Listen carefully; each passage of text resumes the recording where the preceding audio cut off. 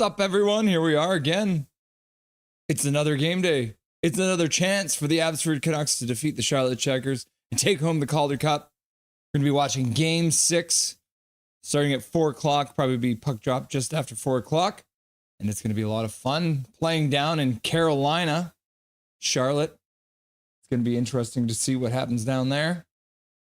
It's supposed to be a hot day down there, so hopefully the ice has been taken care of. Zambonies are out cleaning things up after the warm-up. So, hi, everyone. My name is Russell Holiday. This is Nothing is Perfect. And we're going to be watching Game 6 of the Calder Cup Finals. Abbotsford Canucks, Charlotte Checkers. Another chance, as I mentioned, for the Abbotsford Canucks to finish things off here and take home the hardware. We've been watching all these games. It's gotten a little crazy. This thing's gone off. We're up to 1,282 subs. Pretty crazy. Let's talk about what we're going to do tonight, because we got a bunch of things going on. I feel like am I taller tonight than I normally am? I feel like I'm a little taller than I am normally. There we go. That's a little better, right? Yeah, that's more normal. All right. So we're going to start off by saying hello to all you beautiful people who are already in chat waiting for the game to get started. We're going to go through the stats that you want, but you don't really need. A little bit of a shorter version than we normally do, but we've got the stats for all the first 5 games between these two opponents. Then during the first intermission, we're going to have a viewing of The Mayor of Vancouver, which is documentaries that I put together years ago, which is all about Trevor Linden. It's got interviews from his roommate on the road, Matthias Olin, his teammate, Matt Cook, a bunch of different guys from the Vancouver Canucks. So should be a lot of fun. You guys are going to get to see that here during the first intermission. During the second intermission, Dustin Boydell, he's going to be back. It's going to be the Rusty and Dusty Sideshow. So we'll go through the ups and downs of the first 2 periods of play. And as well, we'll get into some of the latest hockey news of the day, trade going down in the NHL, and a couple other things to talk about with regards to some Canucks players.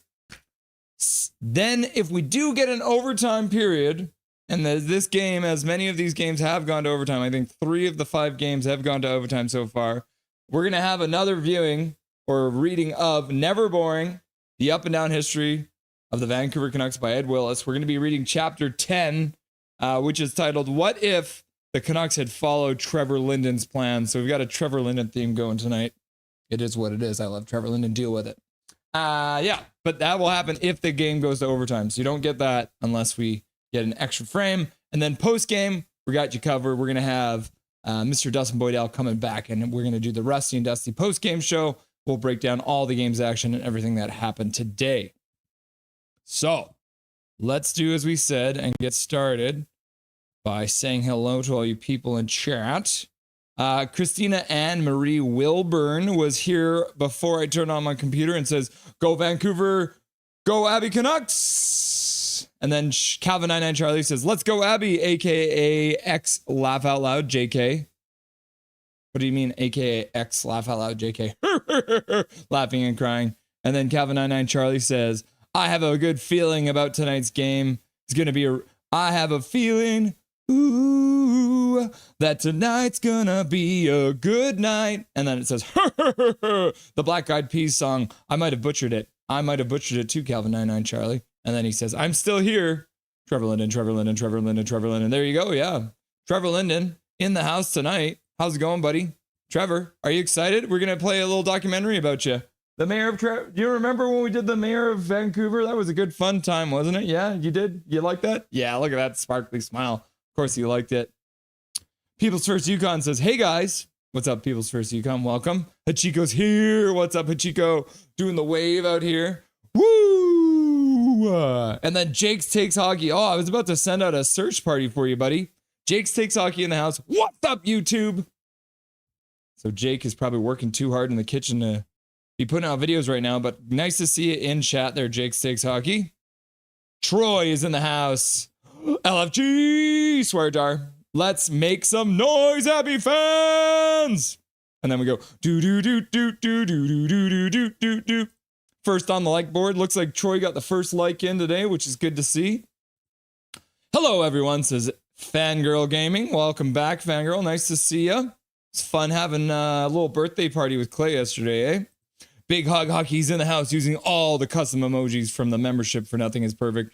Dobby, Trevor Linden, Goal, Coconuts Glow, Wave, Rusty and Dusty, Swear Jar, Learn the Rules, Big Mac, Jake Takes Hockey, Crystal, Artie, and then Jake Takes Hockey's like, Jake Takes Hockey, Jake Takes Hockey, Jake Takes Hockey, Jake Takes Hockey, and then Zach McNally, Leafs big fan, is also like, Jake Takes Hockey, Jake Takes Hockey, Jake Takes Hockey. Oh my God, the Checkers polar bear mascot named Chubby has skates on his feet. He's actually skating around. That's wild.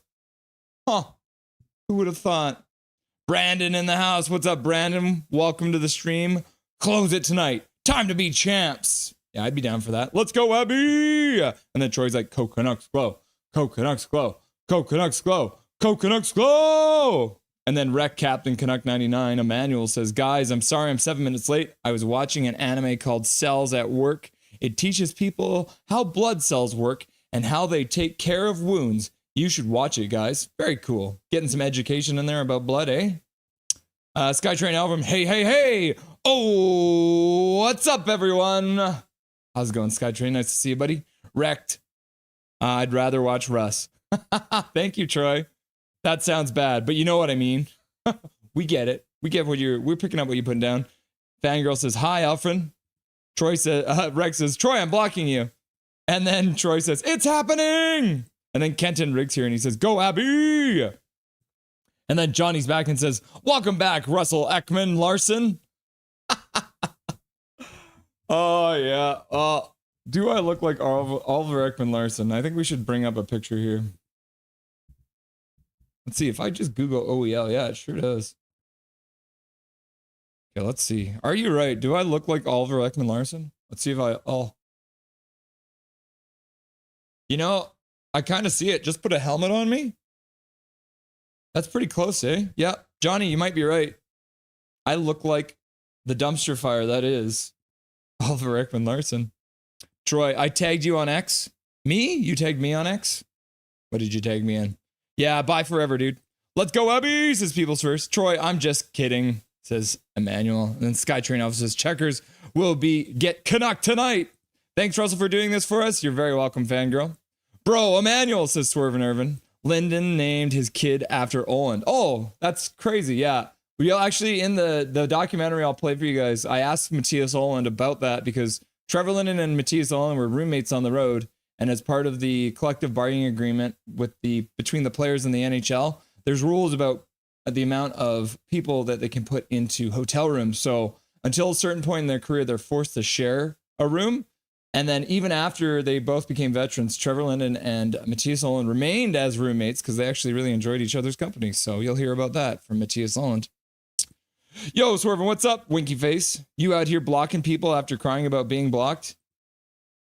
And then Rec is just like, yeah, it is what it is. Yo, says Mark. What's up, Mark? How's it going? Mark coming in from Game Over Vancouver. Talk about hypocrite. I said I was joking. Skytrain goes, yo, Swerve and Irvin. And Swerve and Irvin's just like, Mark, man, what's up? Hey, Elf. Hi, Fangirl. Hi, Fangirl. Andrew, hope everyone is well today. How's it going, Andrew? Nice to see you, buddy. After losing one of these playoff games, Abby is 7-0. Yep. Let's go, Abby! And then Skytrain Alfred says, it's about to get to be Guten Jahr. Guten Tag. Das ist gut, ja. It's Coach Rob Billy says, hi. And then Swerve Nerve says, Abby Canucks are 4-4 in clinching games, nail biting. Aiden Kelly's in the house. I'm late, but I've been having a busy day. Well, welcome. You made it in time anyways. Coconuts Glow. Oh my gosh, we got literally someone who's named Coconuts Glow. PWHL draft tomorrow, 4 p.m. Huh. Thanks for letting us know, Coconuts Glow. I love the name and I love the symbol too. Very cool. We grow tired of your excuses, Aiden. Hi, Lanky32. Aiden Kelly, Chubby F. Who's Chubby? He looks like you. Not the other way around. Ah, so Oliver Ekman Larson looks like me. Okay, I get it, Johnny. I'll take that. LFG Abby says Newstead Visuals. Welcome back, buddy. Big Hog, he featured game one overtime call off goal in one of his videos. Oh, yeah. This is the link that Big Hog sent to me. Yeah. The professional lip reader. And then Zach McNally, too evil. Yeah, propose a toast. We'll do it before the stats. Too evil. All right, the players are back on the ice. Warming up. Oh, Canucks Glow is Jay. Okay, I get it now. Jay Bacot in the house. Nice to see you. And then GT Van City's here. Hi, everyone. Let's win the game today, even if it's away. Too evil, says Aiden Kelly. All right, let's hop over and see the stats that you want, but you don't really need. Calder Cup edition. Calder Cup Finals edition. All right, so far through the Calder Cup Final, the Abbotsford Canucks have scored 18 goals on 127 shots. They've had 18 power plays and scored 6 times. And then they've also had 88 penalty minutes, which is pretty high for 5 games, if you ask me. But their shooting percentage is pretty good, 14.17%. Power play percentage is 333, as you can see. So really good on the power play so far. So the Charlotte Checkers have to stay out of the box. Penalty kill wise, it slipped a little bit in this series, down to 78.95%. The Charlotte Checkers have scored 13 times in 5 games so far on 199 shots. So their first shot of the game today will be their 200th shot on Archer Shelov's so far through the Calder Cup Final. They've had 19 power plays, so just 1 more than the Canucks, but have scored 2 less, making their power play percentage 21.05%. They've had 80 penalty minutes, and their shooting percentage overall, 13 goals on 199 shots. They're shooting just over 6.5%, and their penalty kill is at 66.67%. So they probably want to improve on that. Switching over to the overall goal leaders and stuff like that. Number 1, we got Linus Karlsson and Archdeep Baines with 4 goals each, tied for that lead. Assist-wise, you can already see it there. Archdeep Baines, Karlsson also with 4 assists along with their 4 goals, but Blais, Sasson, and Kierstead also all have 4 assists. So those are your assist leaders so far through the finals. Points-wise, no surprise there. It is Baines and Karlsson leading the way with 8 points each. You got Sammy Blais with 6 points, Max Sasson with 5 points, and the highest scoring player for the Charlotte Checkers so far is Mr. Kierstead at 4 points. He's got 4 assists. And then Sortif and Mueller also have 4 points. Plus minus-wise, Kudratsev, the man, the myth, the legend, he has been absolutely going off lately. Scoring plus 4 so far. And then we got a bunch of guys sitting at plus 3 here. Shots wise, Leonard for Charlotte Checkers with 20 shots. Isn't that wild? Sortif also has 19. Asplund has 16. The highest shooting Canucks players are Phil DiGiuseppe and Mr. Max Sasson. And then these, oh, that's not what I wanted to grab. Let's move my head out of the way here for a sec. And then if we're looking at penalty minutes, so far, Entwistle and Nate Smith are leading the way with 20 and 16 penalty minutes so far. And if this is the stat, this is points per game. We're going to have to scroll over just slightly there to do that. And then this is the reason I wanted to show you this today, because you see Jack Devine, he snuck into the top 3 here. He's got 1.5 points per game. He's only played 2 games, but he's got 3 points so far. So the young college kid coming into this finals and making an impact, almost getting as close as Baines and Karlsson, who've played a couple more games, but still impressive for the young guy to come in and have 1.5 points per game. Sammy Blais also scoring more than a point a game, and then Max Sasson and Powell also with a point a game. Powell as well, another one that you want to point out. He's got 2 points in 2 games. So the 2 guys that have been added to the lineup late for the Charlotte Checkers, Devine and Powell, have actually made an impact on this game. And here it is. Here's the game sheet for tonight. Let's put my head back up in the corner now. As you can see so far in the series, the Checkers, what is this? No, this is game 1. Abbotsford won game 1, 4-3. The Checkers won game 2, 3-2. These were both in Charlotte. Then we flip back to Abbotsford. Abbotsford smoked Charlotte to start 6-1. It was a 3-2 win in game 4 for the Abbotsford Canucks. And then the Checkers winning on a double deflection in overtime in Abbotsford on June the 21st. So that's how we got to where we are. Abbotsford has not lost a game in regulation so far in this finals. They're 3-0-2, so they've lost both of their losses in overtime. The Checkers losing 1 game in overtime. So as I mentioned, 3 of the games have gone into overtime. And you see that? The sheet just changed on us. That means we're about to get started here. So let's hop back over to the bar for a sec. And we'll be about to get ready. They've done the national anthems. Everyone's all getting ready. Brandon Bronico.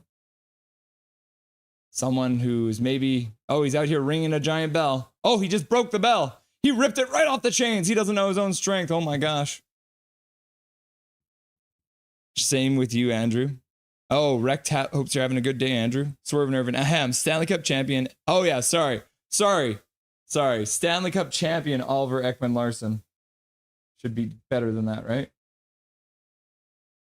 All right, the bell has been rung. The face-off is about to come. Got Artie Shelovs in the net. We got Artie Party. We got Capo Kakinen in the net for Charlotte Checkers. The boys are getting to center. Christina Ann Marie Wilburn, welcome back.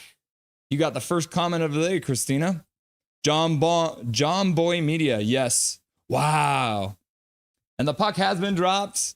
The Charlotte Checkers taking the first face-off of the game. Working the puck into the Canucks zone here. Puck is just sitting in the neutral zone. Charlotte flips it into the near side corner. Will Lannon picks it up there. Falls. Charlotte double teams him, comes up with it. The Charlotte Checker player gets pinned to the boards there. Sass in there. Wu taking his man behind the net. Now the Charlotte Checkers rip it around behind the net. Carlson plays it behind, goes off of a skate of Will Lannon and pops out front, but he skates onto it with dangerous little play there. Similar to the Hirose one, where it went off Hirose's skate and out in front of the net. Abbotsford passes up to center, misses the pass, and with 19:16 left to go in the first period of play, Abbotsford has iced the puck. They're trying to bake cakes out here. Can't bake the cake yet, guys. The game's not over. Learn the rules. We're playing hockey. We're not baking cakes. Icing. Troy using all the custom emojis. Woodlake, what's up, back? How's it going, Woodlake? She loves me, yeah, yeah, yeah. She loves me, yeah, yeah, yeah. We do love you, Woodlake. And then Swerve Nerve's like, Dobby, Dobby, Dobby, Dobby. Big Mac, Big Mac, Dobby, Dobby, Dobby, Dobby. Big Mac, Big Mac, Dobby, Dobby, Dobby. Big Mac, Big Mac. Abbotsford gets the puck all the way down the ice again for a second icing call in a row. That's not what they want to do. Big Hog Hockey. Oland is friends with Linden. That's what I was talking about. How many accounts does Jay have? I think he just changes his name a lot. Power Pay. Let's bring the Calder home, says Skytrain Elvin. Swerve Nervin. Get that ATM out of the ice. ATM. Huh. Puck down the ice into the Charlotte zone. Phil Giuseppe in on the forecheck. Abbotsford comes up with the puck. Ty Mueller plays it back to the blue line. Shot to the front of the net by Kudratsev. Rebound comes out front. Abbotsford picks it up and flips it toward the net. That goes off a shin pad, though. And Capo Kakinen covers up the puck for a whistle in the zone. Little flurry of action there by the Canucks. Kudratsev with a shot from the point. Capo Kakinen makes a save. And then Mueller shoots to the front of the net, but gets blocked by a Charlotte Checker. Puck rolls in on Capo Kakinen, and he'll cover it up with his glove for a whistle. Let's smack these Checkers. Howdy, all, says Impact Fight We Trust. Go Canucks go, go Canucks go, go Canucks go. Jujar Kara lining up for a face-off in the Charlotte zone. Getting a warning. Jujar Kara wins it back to Kudratsev. He flips it towards the net. Goes off of Nate Smith's skate and bounces, but he comes up with it afterwards. Puck in behind the net. Breezewad down from the point to pick it up. Skates up, puts it back to the blue line, but the puck comes out, so Kudratsev's got to go back into his own zone. Abbotsford now controlling in the neutral zone ice, and then give it up in their own zone. Oh my goodness. Puck bouncing around. It gets chipped off the glass just to the blue line. Charlotte keeps it in, but Abbotsford picks it up. Jujar Kara puts it off a set of skates, and then Charlotte Checkers bring it back in with a shot. Shelovs deflects it to the corner. Comes back to the Abbotsford blue line. Shot to the front of the net. That gets blocked by a Checker. Abbotsford intercepts a pass. And then Sammy Blaze skates through center. He'll get to center, and the puck bounces on him. My goodness. The puck rolled on him, and then he couldn't get it. Abbotsford manages to get the puck down low, though. And then Charlotte Checkers pick it up in their own zone. Under pressure, they start skating out through center. They get to the red line and ring it in. Puck comes all the way around the boards to the near side. Puck squeaks out in front, but it gets put back into the corner. Klimovich in behind, battling for the puck, can't come up with it. He'll chase his man up the boards, but they'll ditch it down into the corner and then skate up into the slot, pass across, shot to the front of the net, and Shelovs makes a glove save, and he'll cover it for a rebound. Whoo! JD shows up and drops a 279. What's up, JD? How's it going? Welcome back. Just first dono of the day, eh? JD in the house with a $279 dono. I appreciate it, my dude. Is today going to be the day? I hope so. Vanish. All right, Canucks fan, let's close this one out tonight strong. Time for hopefully one more hockey night in Canada. Canada's team. Linus Karlsson should be a +6. Laugh out loud. And then KJ Brazy's here. All right. Charlotte wins the draw in the Abbotsford zone, but they intercept it. Played out to center. Charlotte plays it back into the zone. Abbotsford plays it back out of the zone, and then Charlotte flips it in. So puck back and forth there. Puck off the boards. Out middle. Comes back to Charlotte. Charlotte with a shot, and they score. Leonard gets the puck all alone in the slot on a weird bounce, and that might be the theme of the night, guys. We're going to see a lot of weird bounces, and Charlotte has taken a 1-0 lead on the third shot of the game, only under 3 minutes into the game. Brutal. Abbotsford plays it to the half boards. Puck off of the stick of Nielsen, comes out to Leonard, and Leonard spins and shoots, and through a screen. I don't think Shelovs ever saw it because Mancini and his man were in front all tied up, and Leonard gets it past Shelovs, and that's a 1-0 lead for the Charlotte Checkers. Good start for the home club, but not what the Abbotsford Canucks wanted to do here. Abbotsford gets the puck at center, flips it in, puck bouncing around behind the Charlotte net. Charlotte plays it up to the near side boards, sort of flips it out to center. Puck bounces past the Charlotte Checker. Abbotsford gets it down low. Wu picks it up in his own zone now after the puck bounces back to him. Charlotte picks it up in neutral ice, and they skate in. Cut to the middle. Shot on net. Chipped on net. Goes wide off of Shelov's glove. Charlotte picks it up. They flip another one towards the net. Jet Wu loses his stick. Hits his man, though. He'll pick up his stick again and hopefully get back into the game. He does. He picks it up. He chips it up the boards. Charlotte has to go off their skates and out to center. Abbotsford will start a change. Hey, Swervin, just because I'm curious, are you a BC Fairies fan? Meaning like interested in them. I know I am. I'm anti-fairy, says Swervin. Charlotte brings the puck in. They put it back to the Canucks blue line. Cross the blue line. Shot to the front of the net. Shelovs makes the save. Abbotsford clears the front of the net. 16:05 left to go in the first period of play of Game 6 here between the Abbotsford Canucks and the Charlotte Checkers. Checkers with an early lead and 5 shots now all of a sudden. And so is that a no? I'm a fairy phobe. I traded for Sordiff. He was a 71. Now he's a 77 overall. Did you steal him? Hockey Lovers 22. Hi, let's go Abby Canucks. What's up, Hockey Lovers 22? What is a Phoebe? Ken Kitsul. Will we see the game for sure? You won't see the game here, but you're gonna hear the game here, Ken. I'm not allowed to show you guys the game. The stream would get shut down. As many people might have realized on Saturday, there was a bunch of illegal streams on YouTube that got shut down for this game. Abbotsford wins the draw in their own zone, flips it up the half boards, puck to the middle. Breezewell skates onto it at his own blue line. He'll get to the red line at center and flip it in. Puck rolls into the far side corner. Abbotsford moves in on the forecheck. Puck gets stopped on the half board. Sammy Blais doesn't know where it is, and the puck gets flipped out into the Abbotsford zone. Picked up there by Kudratsev. He puts the puck out to center, and the puck goes off the ref and into the bench, I think. And Sammy Blais going after Jesse Puljujarvi for a second there. Fairy phobe. Traded. Damn phone.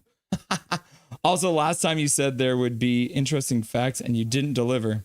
Paragraph Pro, if Charlotte plays as bad as the guy rang the bell, Abby should be golden. Did Philly accidentally ask ChatGPT, who is the least talk-it-like player? They might have. Let's go, Abby Canucks, says Christina. Artie, says in Prick Fair Trust. Coconuts Glow, Carlson is overall points leader in the playoffs with 25. Bainesy is 3 points back with 22, yep. Charlotte wins the draw just outside the Abby zone. They'll flip it in, near side corner. And it looks like they came in offside, so the faceoff will come back outside the Abbotsford line once again. Calvin 99 Charlie, we should trade Garland for Ryan Strome and a 7th. Thoughts, Russ? I don't want to trade Garland. He's a heart and soul guy. They're looking at extending him right now, I believe. Learn the rules, learn the rules. Thank you, Zach. We're getting a copy of the rule book out for the Canucks, which they're going to need. And so is in Pick Freddy We Trust. Andrew saying 3-1 Abby wins, my guess. Twice now. 3-1 in the first period, my guess. Spicy, says Andrew. Puck down into the Abbey zone. Hirose falls in the corner. Puck out front. Charlotte plays it back to the high slot. The player bobbles the puck and goes over to the half boards on the near side. They collect it in the corner. Then they play it behind the Abbey net, picked up there by Hirose. Puck bouncing around, goes off his skate, almost comes in front. Now a wraparound attempt, and Shilov stuffs the player there. Shilov does well to close up that corner of the net. And that's the 6th shot of the game for the Charlotte Checkers. My guess is 3-0. Linus Karlsson gets a goal and assist. Sorry, that's not right anymore. They allowed a goal already. Yo, what's shaking? Everyone says Big Mac. How's it going, Big Mac? And then in Pick Fire You Trust is like Big Mac, Big Mac.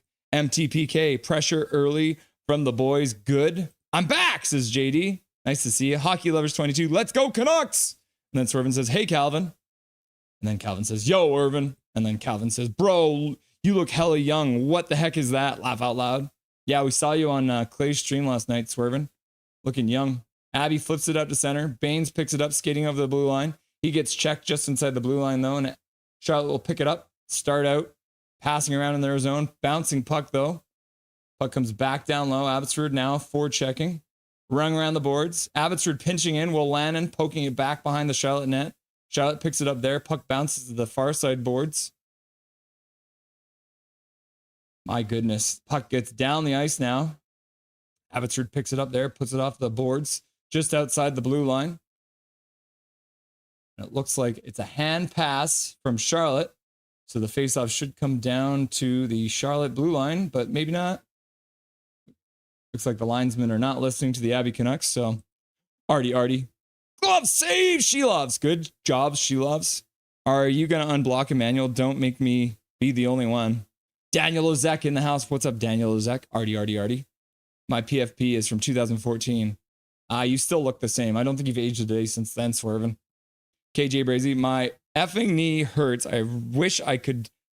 I took better care of my body growing up. So careless. Laugh out loud. All right. Puck comes all the way down the ice off the face-off. Capo Kakinen picks it up behind his net. First man in is Lekermacki, pressuring.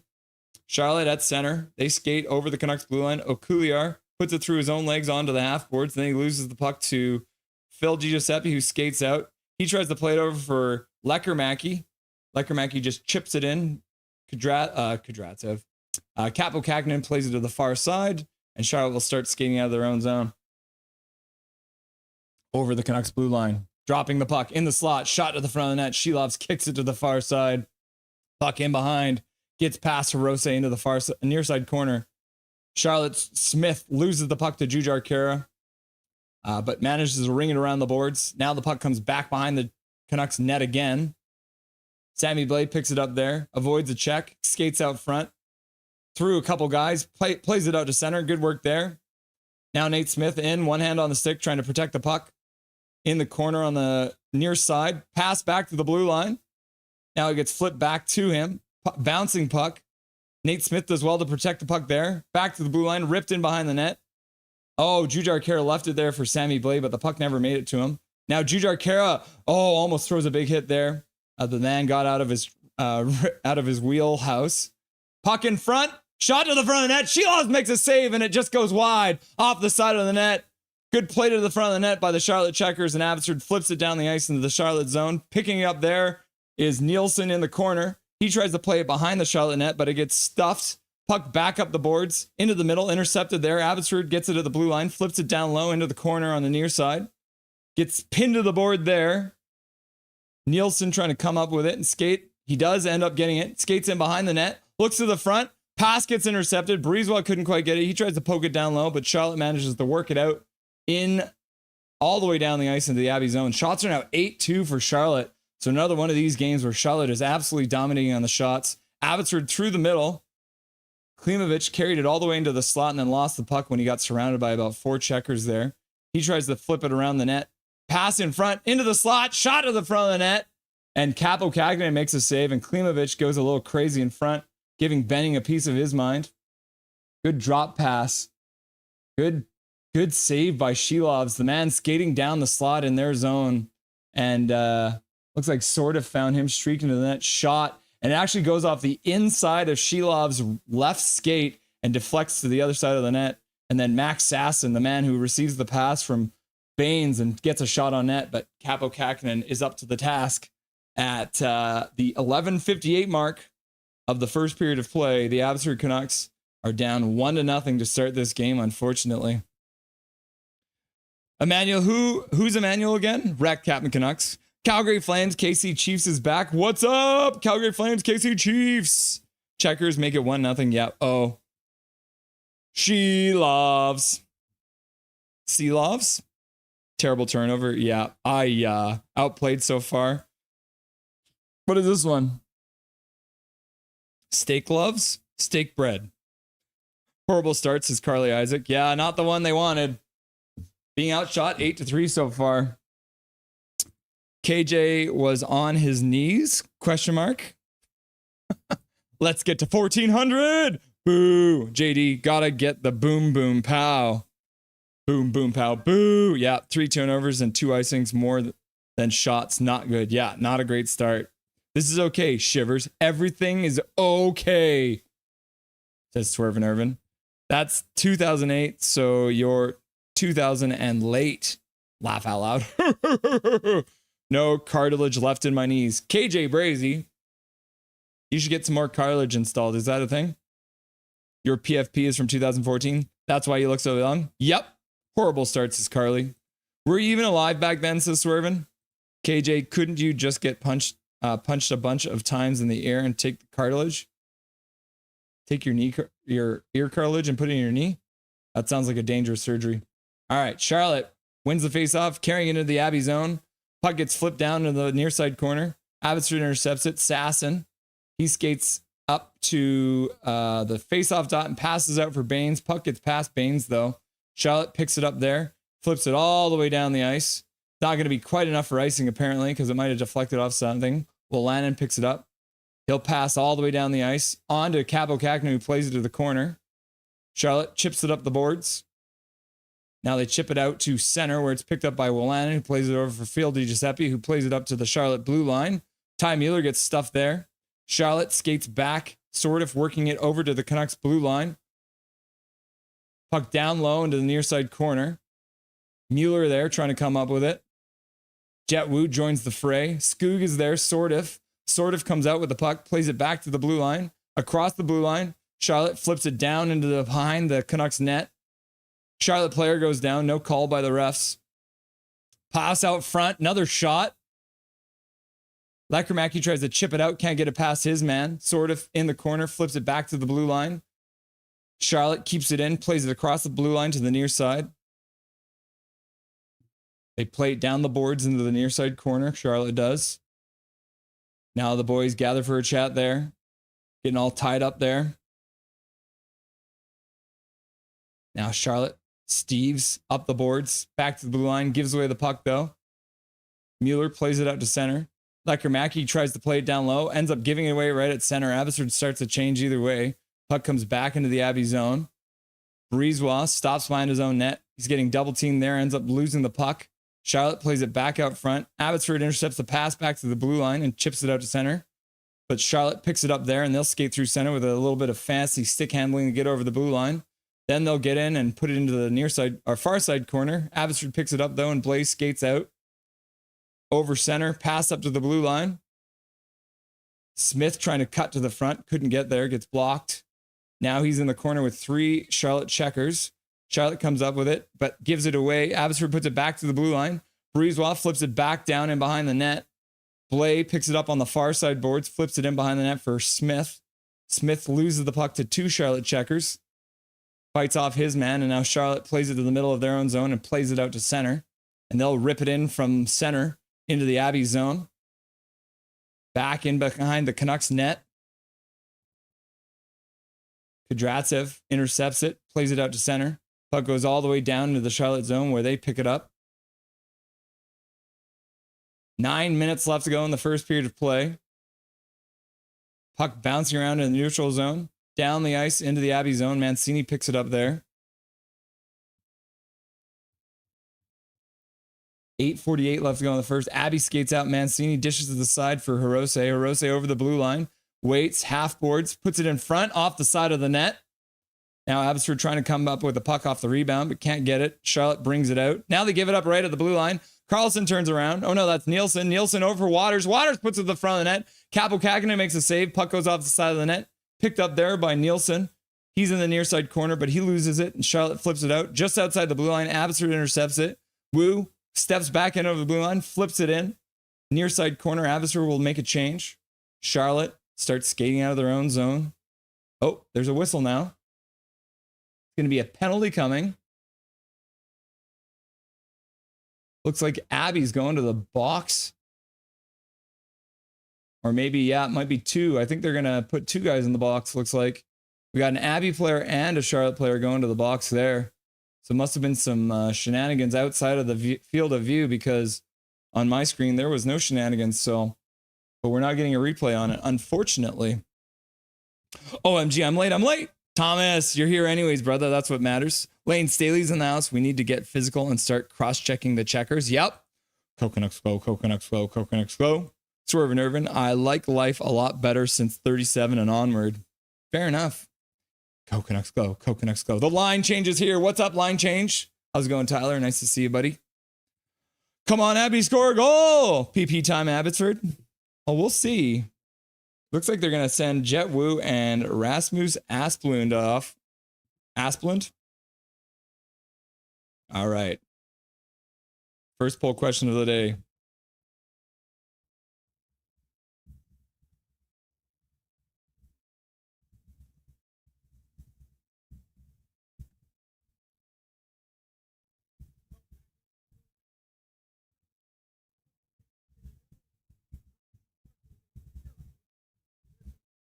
Okay, here's our first poll question of the day, guys.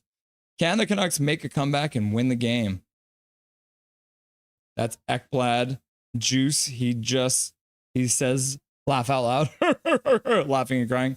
Big Ty, the line change guy. What's up, Irv? 4-on-4. Yeah, we're going to have 4-on-4 hockey for 2 minutes. When the Canucks were 4-on-4 last game, they scored twice. So let's see what they can do here. Checkers got Ekblad Juice and are bright-eyed and bushy-tailed. Says Michael Chow. I hope not. The Milstein era was short and glorious. Hi, everyone. This is Hockey Lover 22. Pink sunglasses here. Haha, punk glasses. What's going on, Pink? How's it going, Jacob? Hey, how's everyone? We're doing good, buddy. All right, so Charlotte has the puck in their own zone. Controlling. Josh Boma's here. Z-Grass is greener. Yeah, Z-Grass is greener on the other side. On the other side of the continent. All right, Charlotte through the middle. Into the Abbey zone. Stops up on the near half boards. Shot to the front of the net by Sortive. Puck gets deflected to the far side boards. Baines plays it in behind the net. Bolanin plays it out to the blue line. Then Kudratsev will take a minute. Charlotte's going to change their players, and so will Abbey. So it looks like the defensive pair went off. Now Sasson in with speed. Looks to the front of the net. Shot to the front of the net. Capo Kakinen stops that. The rebound comes out, picked up by Charlotte, and they'll play it out to center. Over the Canucks blue line. They'll flip it into the far side corner. Mancini checks his man there. And then his defensive partner, Hirose, picks it up. He plays it off of a skate. Puck bounces back. Hirose having some trouble with the bouncing puck. But Abbotsford now out of their zone, slowly over their own blue line. Over center. Over the blue line. Good stick handling. Back to the blue line. But that gets intercepted. And then Hirose falls down, and it's a 2-on-1 coming back the other way for the Charlotte Checkers. Now it's a 3-on-1, and Abbotsford can't do anything about it, and the Charlotte Checkers have taken a 2-0 lead on another Hirose blown tire. He fell down all the way in the Charlotte Checker zone, and it went from a 3-on-1 or a 2-on-1 to a 2-on-2 to a 3-on-2, and Charlotte Checkers take advantage and score again at 6:46 of the first period. 37 seconds left to go in the 4-on-4, and Abbotsford can't do anything about it. Mancini kneeling in front, can't do anything. And the Charlotte Checkers playing the puck back and forth, a give and go. And Artur Shilov's sprawling out, can't make the save. And all of a sudden, it's 2-0 for the Charlotte Checkers here in game. I think it went 5-hole too on Artur Shilov's. Hirose blown a tire, man. Brutal. All the way down in the Charlotte zone. That's brutal. Hi, Calvin. Can't believe they're showing the game in the USA. They are. But they're actually showing it here in Canada, too. But you have to have the NHL Network. Come on, Abby. Don't be sluggish. I'd call a timeout right now, says Sky. Skytrain Alfred. Boo, says Thomas. Horrible, says Carly. Boo, says Andrew. Michael Chow. Canucks are basically unable to get a positioning in front of the Checkers goalie. Mimi. Bonjour to you, Nuck heads. Let's go, Abby. What's up, Mimi? All right. Play in the middle of the neutral zone. Charlotte comes up with it. Playing back in their own zone. Puck up into the neutral zone. 4-on-4 is now over. Abbotsford picks it up in their own zone. Will Lannon skates up the half boards. Puts it up to the middle. Jujhar Khaira gets to the center and flips it in. Rings around the board. Blake plays it in behind the net. Back to the blue line. Breezewell puts it down low. Puck in front. Bouncing. Gets past Jujhar Khaira. Charlotte picks it up. Flips it out to center. Puck off the boards up to the Charlotte blue line. Intercepted there by the Checkers, who will now play it out to center. Intercepted there by Mancini. He'll play it up the boards. Puck ends up rolling all the way down into the Checkers zone where they'll pick it up. Damn you, Jangles! Dijon Mustard, Canucks hockey, baby. Are you not entertained? And then Irwin's like, oof. Yeah. Pathetic, says Carly. F, says Lane Staley. People's First says boo. We riot, says Irvin. Abbotsford in the Charlotte zone gives up the puck.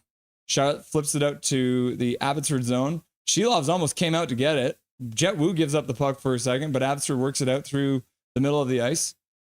Sasson works the puck through over the blue line, but gives it up immediately. Puck comes all the way down the ice into the Charlotte or in the Canucks zone, and that's going to be an icing call.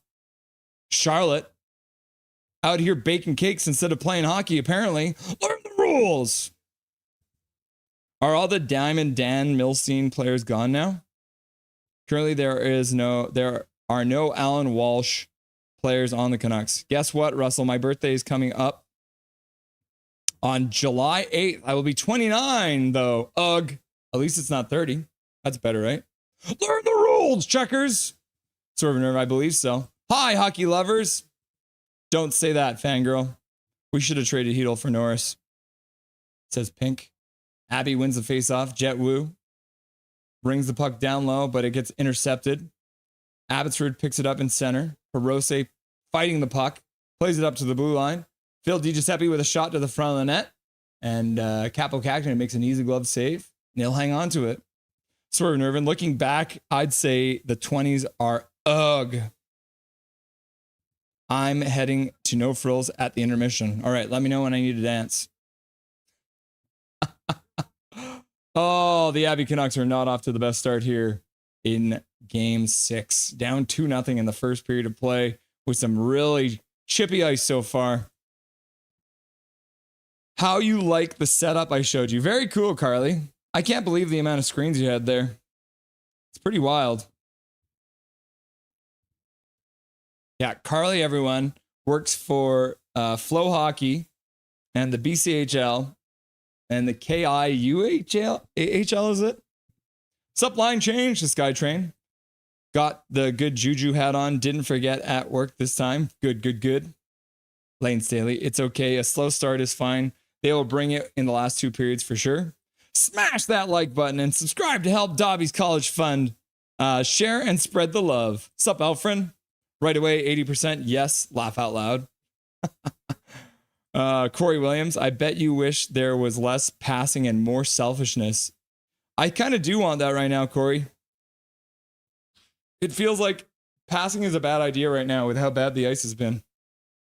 So hopefully they can start getting some shots on net.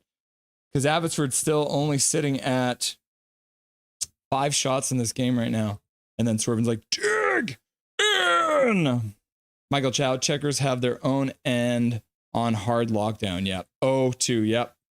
Cynical Prick 2. Hey, Mr. Holiday. Another great play-by-play. Keep it going, sir. Side note. How do you tell an HL player I know your mom without sounding like you're trash talking laugh out loud? I work with Krill's mom. I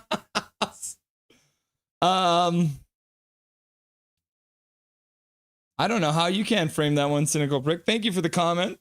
Thank you for the kind words. You work with Kirill's mom, eh? Yeah, maybe you start with that. Like, hey, Mr. Kudratsev, I work with your mom. That's probably the only way you're going to do it. I know your mom might be weird. Checkers shaved Canucks D zone on lockdown. Yeah. Terrible. Checkers score to make it 2-0. Yep. That bold jangles ice, man. Trevor Linden.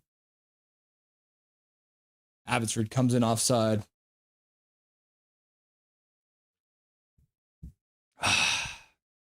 I watch it for free. We are choking, says Carly. The third live for this is NHL game of it. Laugh out loud. Sky Turn Charlotte goal scored by Devine from Powell and Ocular at 13-14. Checks out. Yeah, what did I say? Devine and Powell, man. Devine and Powell scoring that goal. And that will be their 4th point each of the series so far. Oh no, 4th point for Devine and 3rd point for Powell. So ever since they came back in the lineup, all they've done is score, score, score. Abbotsford tips it down into the Charlotte zone. First onto the puck is Max Sasson, who throws it to the front, but ends up going through everyone and out of the zone. Lannon picks it up in the Canucks zone, plays it across his own blue line. Now Abbotsford gets to center and flips it into the near side corner, but it looks like he didn't actually get to center. So that's going to be icing. So Abbotsford ices the puck. Learn the rules. Abbotsford out here baking cakes. Maybe that's why they're not winning, because they're baking cakes instead of playing hockey. I don't know what a checker is, but I know what checkers are. Fair enough, right? Checkers the game. Checkers with QU.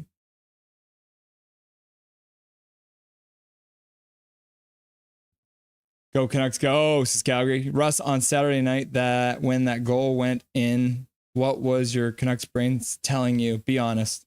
When the puck went off of both the Canucks defensemen skating into the net, I froze. I didn't know what to do. I panicked and I sat there and stared at the screen. I was like, oh God, here we go. The Abbotsford Canucks imitating the Vancouver Canucks. Go Canucks, go! It's not over yet, says Andrew. Yep, we still got lots of time left, kids. Abbotsford in their own zone. Kudratsev behind the net for Breezewell. Breezewell passing up to the Canucks blue line into the middle. Jujar Kara with some speed plays it across to the side. Abbotsford brings it down, ends up losing the puck for a second. Puck in behind the net. Puck goes out of play. And then Abbotsford is calling for a penalty. So, because it looked like the Charlotte checker player actually batted the puck out of the air and out of play. So that might end up actually being a penalty. But the referees got together and had a chat quickly. Let's see what they end up making a call or not. It's not over yet. Still 2 periods and 5 minutes left. Yeah. Go Canucks, go! Just making too many mistakes. Yeah.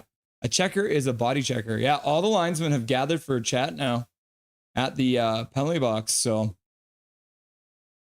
whatever they're going to do. Oh,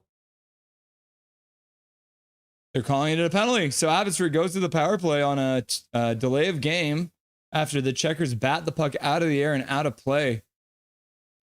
So just like that, the referees get together. And number 42, Jordan Samuels-Thomas making the call. Yeah, flipped straight out, I guess. And that'll probably be Carrick going to the box, I think. Yeah, Trevor Carrick going to the box for delay of game. So Abbotsford goes to their first power play.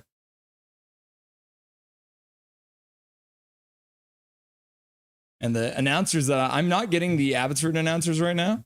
I'm forced to listen to the Carolina announcers. Was expecting orca sounds when that puck went in from you, Russ. Yeah, I should get some of those orca sounds all queued up. Abbotsford loses the draw. Puck in behind the net, rung around the boards. Almost kept in there, not quite. So Abbotsford will have to go back in their own zone and start from there. Lannon plays it back.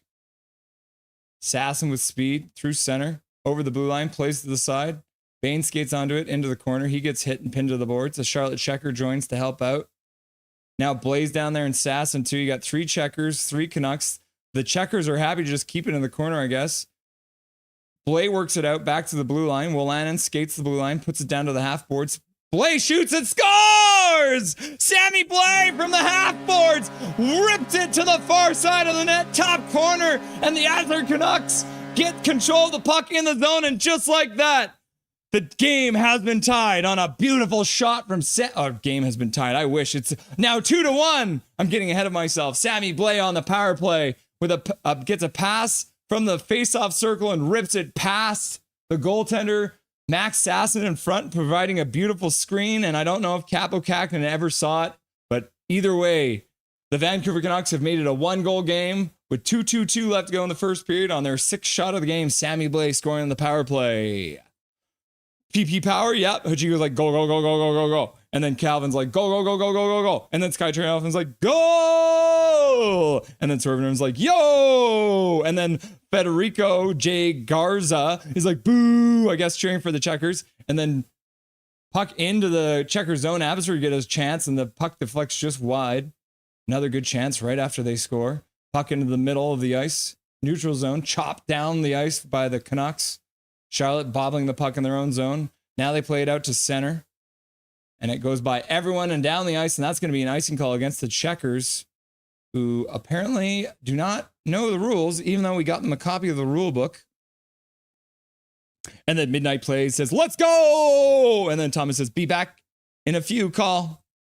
Imperfect Fate You Trust, one more from Charlotte. And my prediction was 3-1 in the first period. That's what you're saying? You're saying Charlotte's going to be up 3-1 in the first period? Whale moaning sounds. Told you, says Izod. We're not even paying Sammy Blais, and he's doing this. We should sign him before somebody else does. Yeah, 100%. Midnight Plays. It went to Game 3 finals, and we won 6-1. Huh. Go, go, go, go, go, says time. Sammy Blais, baby! Kay Cameron with the party emojis out. Woo, Canuckle score! Mr. Holiday during a play break. Can you tell us about your story? I think I remember you saying you used to do some kind of work with the Nucks. Done play-by-play before? No. But yeah, I can do that for you, cynical prick. Canucks control. Back to the blue line. Shot to the front of the net. Goes wide off of a leg. Abbotsford plays it in behind the net. Pizza Man skates it out front, trying to get the puck back to the blue line, but it gets intercepted there by the Checkers, and they'll skate out through center. Intercepted there by Leckermacky. Good way to do that. And now the Charlotte Checkers have like 10 people on the ice as the puck went back to their bench. Close call there. Puck back into the zone. Shelovs keys it up for Mancini. Mancini off the boards. Goes all the way out to center. Now it comes back in. Intercepted there. Sammy Blais cuts through center. Passes up to the blue line. Puck bouncing on Smith. Gives away the puck. Now the Checkers come in. 2-on-3. Shot to the front of the net. Goes wide. Bounces right out front. Shelov's had to make a kick save. And now another shot to the front of the net. Jujhar Khaira blocks that one. Now Smith picks it up. He'll skate out of the zone. He'll pass across for Jujhar Khaira. He's getting caught, though. He stops, loses the puck in the faceoff circle. And then the Charlotte Checkers get it out to center. Abbotsford plays it down, but it gets intercepted at center. Charlotte brings it in, flips it to the near side corner. Puck bouncing up to Blais on the near side boards. Breezewell has it bounce off his skate, almost gets intercepted, but works it to the boards. Now Smith is there. Jujhar's there. Got a rugby game on the boards. Jujhar ends up getting the puck as it squirts out the backside. He'll spin in the corner. Scary up to and passing it out to the blue line. And that's the end of the first period of play. Oh my gosh. I wasn't even paying attention. There was so much action going on. The period is over, guys. All right. So Cynical, I won't be able to get to this now because we're about to hop into the Mayor of Vancouver. So one thing I can tell you is years ago, I used to go to BCIT and I was working at Team 1040. So I was lucky enough to be able to put together a documentary all about Trevor Linden. And so today you guys get the chance to watch that. So here it is. Without further ado, it is The Mayor of Vancouver by me, Russ.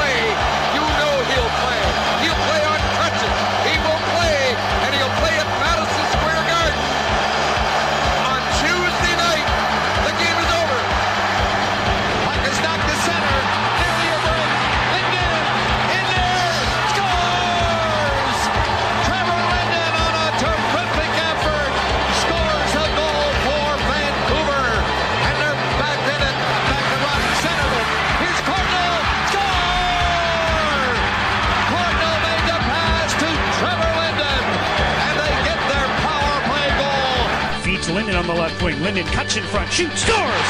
Carries in on goal. Linden on the forehand, deep to the backhand, scores! Trevor Linden gives the Canucks a 2-1 lead. Nolan shoots, Linden tipped it in! Trevor Linden on the deflection, and the Canucks lead 2-1. Trevor Linden hangs on, shoots!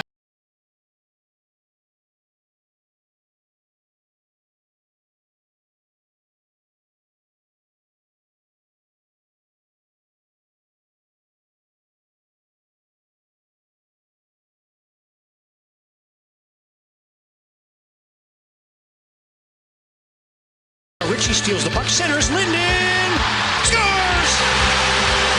This is Linden's time of the year. He's a big play guy in the stretch. He loves the playoffs, and that's where he wants to take his team, and he's giving him a great shot at it now. Linden scores! His second of the period on a rebound to the side, and it's 4-2 Vancouver. How does he do it? How does this great player in Canucks history seem to be able to always elevate his game when it's needed the most? That's why they love this guy in Vancouver. Not only is he a great citizen and a great person, he's a pretty darn good hockey player at this time of year, too. Who else but the Canuck Wonder Boy, Trevor Linden, Game 7. The guy's unbelievable.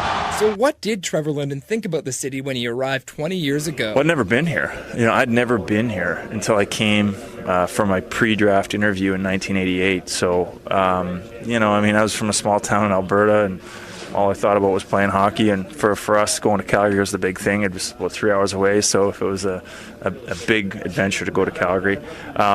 So I didn't know anything about it. I didn't know what it looked like. I didn't know anything. So didn't take me long. I remember after my first season, I was home about 2 days after, and after my second season, I hung around for about a month or so, and then after my third season, I was only home for about a month, and then after my fourth season, I never went home, and have trouble getting back there now, which don't make my parents happy, but what can you say? It's the best place in the world. I mean, it's a wonderful place to live. It offers so much from a lifestyle standpoint. That's one of the things I think is the real attraction here. Is it's a very active city, and it's just an awesome province. I mean, I spent some time in the interior, and of course Whistler, and there's just so much to do. A car ride away. After so many years as a Canuck, what did Trevor think about playing elsewhere in the NHL now? If I didn't play here, I probably would just not play. Playing this game is a huge privilege, and it's an amazing game, and I feel very fortunate to be in it as long as I have. I think when you look back, I mean, for a kid growing up in Medicine Hat, dreaming of being a National Hockey League player, to be on Hockey Night in Canada and have someone like Bob Cole, that's what every kid dreams of, so that's pretty special. Trevor Linden is probably the most popular Canuck ever, but how did he get to that point? It's something that I can't explain. I can't explain the relationship. I'm blessed. I feel very fortunate to be able to play in such a great city like Vancouver and to be treated the way I am here. And I can't give you the details why. And being so popular, it must be hard for him to have a normal life in Vancouver. I've been so fortunate to be able to be here as long as I have, and to be part of this community and part of this team. So, it's interesting because the circles I travel, people. I'm just a regular guy, whether it be at the coffee shop or the lunch shop, and people get used to seeing me. So it's not a big deal, and people have always been so respectful towards me. And so I've never, ever once thought that, and never really wanted to leave here, even in the summer, because, after our season is over and things, there's a fury a week or 2 weeks afterwards, people have been great. They kind of move on, and obviously everyone knows, and they've been very respectful, and I've never had any problems, and I couldn't ask for anything more. So what do people close to Trevor Linden think about him?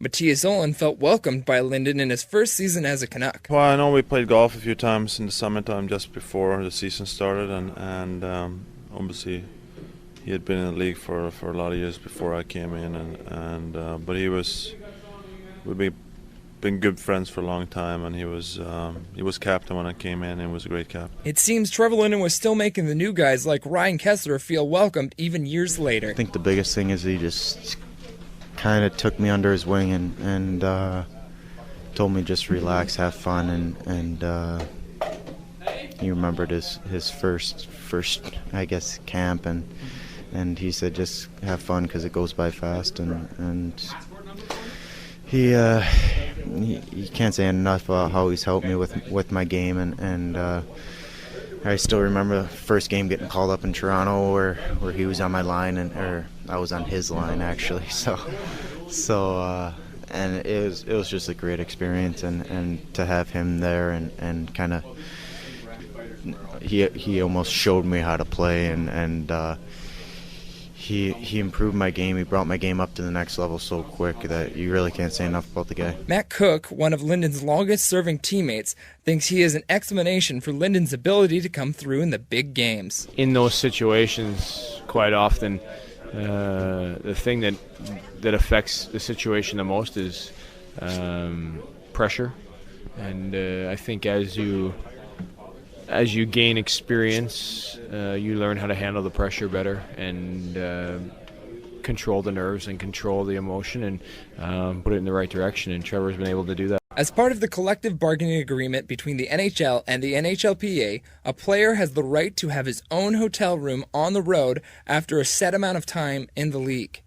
Matthias Olin hasn't exercised this right. We are roommates together, despite the fact we could have each our own room, but it's for me, I think it's been a good fit, and it's nice to have, when you've been together for a long time on the road, you kind of know each other's habits, I guess, and it works out good. Being Linden's roommate for so many years must have given him an inside knowledge of Trevor. Could Olin explain Linden's immense popularity? Well, he obviously, people sees what he does on the ice, but he does and have over the years done so much for the community, and obviously people and kids in particular look up to him, and he's done a great job with Children's Hospital, Canuck Place, and other charities over the years, and he set a very nice example for the rest of us to try to follow. And does Matt Cook agree with this assessment? Well, I just think that he's got a lot of notoriety in the community, and it's because he's very personable to a lot of charities and organizations that are out there, and when given the opportunity, he's willing to help. And what's Kessler's take on the subject? I think he's a big part. I think he's done a lot for the community, and I think he's part of Vancouver now. I don't think no one can ever take that from him, and he's probably going to grow old here and live the rest of his life here. So it's good to see him still with Vancouver. So it's all praise from his teammates. The media agrees as well. Craig McEwen of Rogers Sportsnet witnessed the reason Linden is so popular. So a couple of years ago, Trevor Linden was out at the hockey shop for their grand reopening, and it was broadcast on the radio, and much to everyone's surprise, I guess people were lined up around the block. They say 1,000 people. It wasn't that many, but it was at least close to 500 people. And normally on events like that, hockey players sign for an hour or two, but Trevor Linden decided that he wouldn't want to disappoint anyone, so he ended up signing for over 4 hours to make sure that every person who came that day ended up getting an autograph and didn't go away unhappy. And I think that just speaks to the type of guy that Trevor Linden is, and how much, he means to the community, but how much he also gives back to the community. It's nice to see everyone's in agreement. So when Linden was traded back, it was an extremely big deal to the city. Matt Cook knows why. Well, I think it was a boost. I think that everybody realized and recognized, the effect that he has on this city and mayor-like, and that it was going to do nothing but help us because he was bringing a lot of experience and a lot of the history of the Canucks back to the team. Mayor-like, huh? So what does Linden want to do after his hockey career? I think at this point in your career, you definitely think about what the future holds, and it's something I think about often. I don't deny that. And I think it's one of those things that it's hard to sit here and make a plan. I think that it's going to be one of those things where you get to that point and you take one route or the other route, you make a decision on what you think is best, and you go down that road. And I don't know what that'll be. Obviously, I enjoy the real estate side of things as well. We're doing a building up on West 10th, which has been a great learning experience, and I've really enjoyed it. So there's that aspect of it as well, and I guess that would give me something that's completely independent of the game, and you know, at times I think that would maybe be a good thing. You know, the game has been so good to me, and I've been in the game professionally for 20 years, and so that'd be kind of neat to do something completely different. Having said that, when that's all you've done for 20 years is eat, sleep, and think the game, it's kind of in your blood. So there's a portion of me that, you know, that thinks that'll be the right way to go. Unfortunately, all good things must come to an end. On April 5th, 2008, the Canucks were already eliminated from the NHL playoffs. They were playing the Calgary Flames in their last regular season game. And for one Canuck, his last game ever. He'll be back soon enough when they retire number 16 in Vancouver. A great player and a better person. Trevor Linden has probably skated off GM Place ice for the last time. This'll happen again when they raise his number to the rafters right next to Stan Smeals, believe me. And that won't be too long away either. Oh, everybody is giving Trevor Linden a big hug. I think the players know it. He might have even said something to the players before the game that this is my last one, guys. And they're just mobbing Trevor right now. And here come the Flames to shake Trevor Linden's hand. Yeah, there you go. This is classy. They're not here to shake all the Canucks' hands. I knew they were lining up. Just Trevor's hand. And they're actually coming back from the dressing room. I bet Mike Keenan has something to do with this. Oh, he might have. And Keenan, remember, traded Linden. But, you know, it could have been Jerome McGinley, too. You don't know who did this, but this is a real classy move by the Calgary Flames. Nobody's left the building that's here. He hasn't said it, but it's pretty obvious. But the pictures say the words, don't they? This is just spine-tingling stuff right now. And Adrian Aucoin in his suit did not dress tonight. He comes out to center ice to hug his former teammate, Trevor Linden. I wonder who the first star is. From your Vancouver Canucks, number 16, Trevor. Now Trevor salutes the fans, gives his heart a tap, and says thank you to everybody here in attendance. This is almost like a Gretzky-Messier goodbye that we saw at Madison Square Garden with the Rangers. And, you know, I've never seen this in Canucks history, where one player has captured the imagination of a city like Trevor Linden has in our city. And boy, are they showing it here tonight. So with his NHL career in the rearview mirror, could Linden take his larger-than-life popularity and incredible reputation and turn it into something bigger? Could Trevor Linden become the next mayor of Vancouver? There's a good chance. He's obviously very popular in this city. Yeah. I'm sure he'd give a run for whoever was there. I mean, I think his knowledge of politics, I don't know where that sits, but just his popularity amongst so many would put him ahead of others for sure. Yes, I do. We call him the mayor in the locker room, the mayor of Vancouver. So everybody loves him. Oh, for sure. He could probably win the premiership. I mean, Gordon Campbell may not want to hear that. The face of the franchise might be an unfair label to put on him, but if you had to pick a player, I know growing up for me, Stan Smeal was pretty big, and you know, there's been a lot of great people who've come through this organization, but I would say that Trevor Linden is the face of the Vancouver Canucks and probably the most recognizable, and took them about as close as anyone has to a Stanley Cup, a goalpost away. But for sure, I think if Trevor Linden put his mind to it and wanted to, he could run for mayor, he could run for premier in this province, and he could come out on top. But here comes Linden, 2-on-1 Vancouver. Linden in on the right wing, cutting in on goal, shoots, scores! He's the man! Short-handed goal, 28 seconds into the third, and the Canucks lead 4-1. Linden, do you want to be premier? Just run. You're a slam dunk, baby.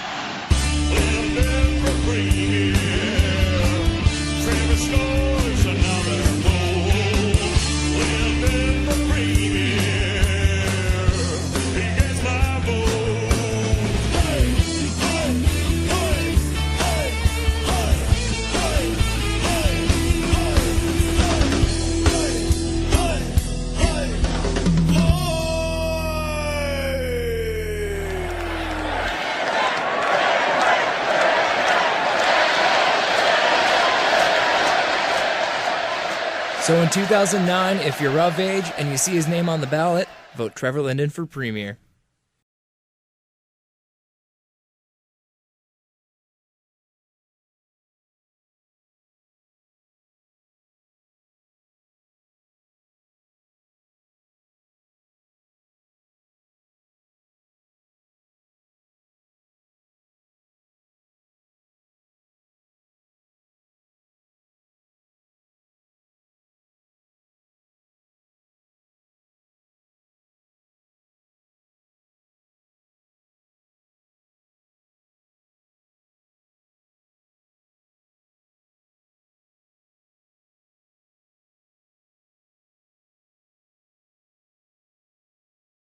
I'm muted.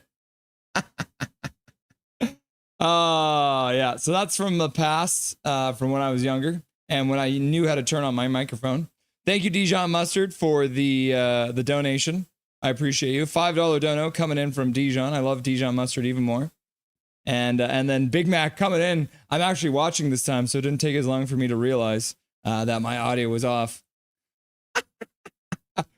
Big Mac audio, $2 dono. Thank you very much. Oh, wow. Michael Chow at Gary Wiseman. I asked Matt Cook for his thoughts on Trevor, but he elbowed me in the head and then hit behind Jeff Cowan. Yeah, that is exactly what happened. All right. Yes. So the second period's about to get underway here. And we will be able to watch the Canucks versus the Checkers. 2-1 after Sammy Blais scored on the power play to make it a little closer. And the puck has been dropped. We're into the second period of play here. Game 6, Abbotsford versus Charlotte. Charlotte leads 2-1 and moves into the Abbotsford zone with the puck bouncing around. Bolannon picks it up behind his own net, rings it up the boards. Baines plays it back down behind the net. Puck rolls on the Canucks defender. Bolannon can't get it either. Now he manages to come back up with it, plays it up the boards. And then Carlson takes a second, plays it across the ice. Jet Wu gets the center and he'll flip it in. Puck rings around the boards. Comes onto an Abbotsford stick, but they'll do a change. And then Charlotte will start moving out of their zone. My palms are sweaty. They're so sweaty. Puck rung into the Canucks zone. Breezewell picks it up behind his own net, plays it all the way down to center ice. The Abbotsford player was immediately checked. And then Abbotsford now played it all the way down the ice. Must have touched something because it's not an icing call. And then the Checkers pick it up, flip it out to the blue line, but Sammy Blais, who almost had the puck there, ends up getting knocked down, can't get the puck, and the Checkers work the puck down into the Abbey zone. And then Major Minor shows up and gives a membership. Thank you very much, Major Minor. I appreciate you. I'll get to that in a second because the Checkers are controlling in the Abbey zone. Puck in the near side corner. Kudratsev can't come up with it, takes his man down. Plays it behind the net. Breezewell skates up the boards. He skates over the blue line. He gets the center and he'll chip it down into the Charlotte zone. Major Minor donating a gifted membership.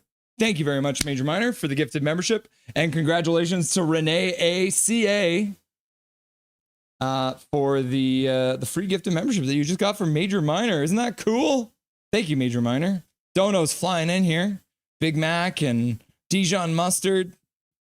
And Major Minor showing up and dropped in a gifted membership. Hot sauce! Laugh out loud. Major Hot! I love condiments. Yes, Fetty, mustard all day. I love me some mustard. All right, Charlotte wins the face-off in the Canucks zone. Puck gets rung around the boards. Ends up behind the net. Charlotte spins behind the net. Looking out front for a pass. Puck gets poked off the air stick for a second. They flip it far or near side. Abbotsford battling there. Kudratsev works it up the boards. Abbotsford chips it off the glass, but it gets intercepted there by the Charlotte Checkers. They skate back down. Lekramacky comes up with the puck and he'll flip it out to center ice. Phil DiGiuseppe skates off on a change. Lekramacky stays out, throws a hit, and tries to intercept the pass, but can't. Now the puck gets poked all the way down the ice. Jujhar Khaira moving in. Picks up the puck. Works it to the far side. Sammy Blais arrives on the scene, plays it down low. Into the corner. Abbotsford gets pinned to the board there. Smith puts a pass over for Blais. Blais tries to work it out front for Jujhar Khaira, but gets away from him. Now the puck out to center. Mancini flips it back in. Abbotsford. Oh, that took a weird bounce right out front off the stanchion. And now Abbotsford able to pick it up. Nate Smith plays it across the blue line. Abbotsford controlling drag move. Shot to the front of the net. That gets blocked. Charlotte putting their body on the line to block that pass. Oh, and then Mancini falls, but luckily this time the puck didn't get intercepted. Oh my God, that's a reminiscent of the last game and this game. Mancini falling last game, causing a 2-on-1. Hirose falling this game, causing a 2-on-1. Sammy Blais throws a stiff hit in the corner, taking his man down. Puck rolls around the boards. Got Klimovich and Waters onto the ice now, so we got a line change. Wolanin plays it up, and it goes off of something and into a bench, so it looks like the faceoff will be at center ice with 16:52 left to go. And then Cynical Prick. You asked the question earlier, but I didn't get a chance to answer it. I have not done play-by-play before this. I used to do a little bit of color commentation back when I was in uni at BCIT for the Burnaby Express, but I was never a play-by-play. Colleen Janelle, thanks for doing this. You're doing great. Thank you very much. Thumbs up. I appreciate you, Colleen Janelle. Close, question mark. NHL Network close to hurting my head. Huh. Oh, yeah, because you're listening to the Charlotte announcers, right? Puck bounces back into the Abbey zone. Now they'll flip it out to center. Picked up there by Carlson. He plays it over for Waters. Waters skates down into the Charlotte zone, plays it back to the blue line. Kudratsev with a stutter step, throws it on net, ends up deflecting wide off of a skate. Smith into the corner to try and pick it up. He works it out front. And then Waters with a move to the front, and Abbotsford can't do it, and then they jam it in! On a scramble in front of the net, the Abbotsford Canucks won't go away, and on the rebound, Chase Waters gets a shot on the front of the net, and Abbotsford cleans up the rebound, and Klimovich, the Klim Reaper, finds the garbage and jams it into the back of the net, and the Abbotsford Canucks have tied the game in the second period of play. Woo! The game is 2-2, says Coconuts Glow. Troy Couteau, Avs Bulldogs are better. Bang, says Big Hog. Go, go, go, go, go, go, says Imprick Prairie Trust. Yeah. So Waters walks out front, tries to jam it in. Puck rolling around in the crease. Nobody knows where it is. Rolls out front. And then Johnny on the spot. Actually, it's Nielsen. Or who even gets it? I don't even know. Somebody scored. It was Nielsen, Waters, and Klimovich out there. But it might even be Nielsen's goal. But then Klimovich went to the bench first, so who knows? Big Mac is go, go, go, go, go, boom, go, go, go, go. Andrew's like, woo! And Swerve and Ern's like, go, go, go, go, go, go, go, go. Trevor Linden. And then Chico's like, go, go, go, go, go, go. And then Michael's just, exclamation point! And then Kylie Azik's like, goal, tied game! And Big Hog's like, go, go, go, go, go, go. And Michael Chow's like, goal? Question mark? Yeah, I know, right? He does a goal. I just don't know who scored it. So they are giving it to Danila Klimovich right now. So strange. I wonder if a Charlotte checker then put it in, maybe. Because it looked like maybe Nielsen, but Dijon Mustard celebrating with a goal emoji.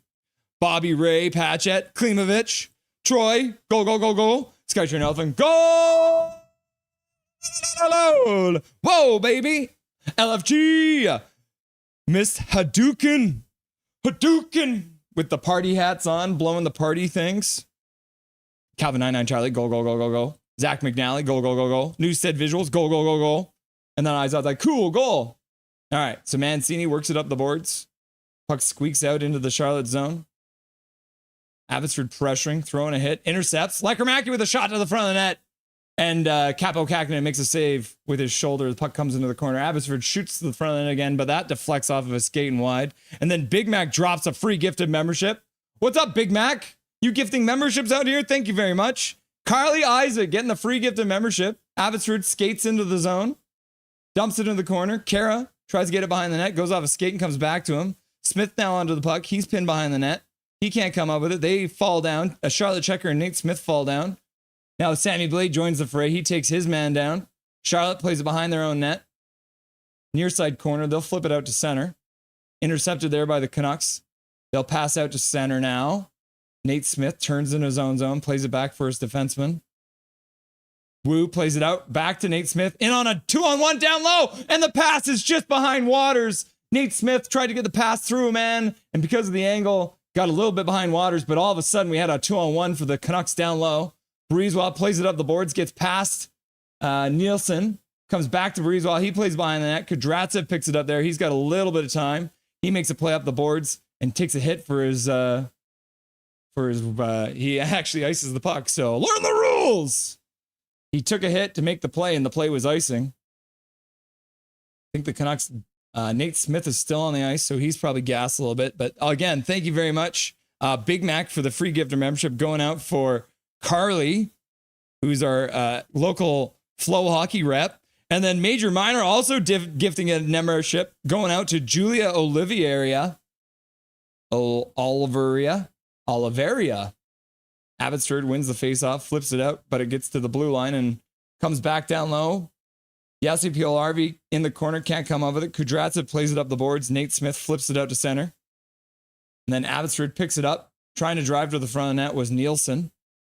Nielsen in behind the net now. Waters joins him. He looks up the boards to look for where he's going to kick the puck to. Puck comes out front, but it gets intercepted by a checker, and they'll get to their own blue line and flip it down the ice high. Mancini picks it up. Mancini plays it out to center. The Canuck other defenseman fell. Now Abbotsford picks it up, skating in, but it looks like I guess they're offside. Sasson's not happy about the call, but either way, even if you argue with the linesman, I guess it's not going to change it. So thank you, Major Minor, for the gift of membership. Congratulations, Juliana. You got a free membership courtesy of Major Minor. Abbotsford goal, his fourth of the playoffs, scored by number 18, Danila Klimovich. The assist to number 21, Chase Wouters, and number 84, Tristan Nielsen. Time of the goal, 3:44. Woo! Hashtag you love to see it. Hashtag you love to see it, everyone. Yeah, so they're giving it to Danila Klimovich. I can honestly tell you, I did not see him actually put it in the net. Sonic Russ. Is it because I'm moving so quick? The tie game, baby, says Bob Bluger. You can't get rid of us. We hockey eczema. What? And then Cynical Prick's like, big hug. So Cynical Prick, I worked at Team 1040 just as a producer. I graduated from BCIT in the radio broadcast and communications course, which sometimes I do this. Oh, got this beauty here. So this is my certificate from BCIT, Diploma of Technology.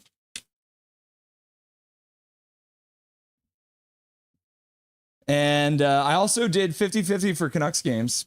So I sold 50-50 tickets there. And the cool part about selling 50-50 tickets was that I got to sell to the broadcast booth. So I would always sell to John Shorthouse and Tom Larside and Jim Houston and all those guys. So I got to obviously meet those guys a couple times selling tickets to them. So that was kind of my experience in working in and around the Canucks. Connor Hill, evening all, just heading home from work, so won't be chatting much. Abby can still do it. Go Canucks, go! How to allow memberships.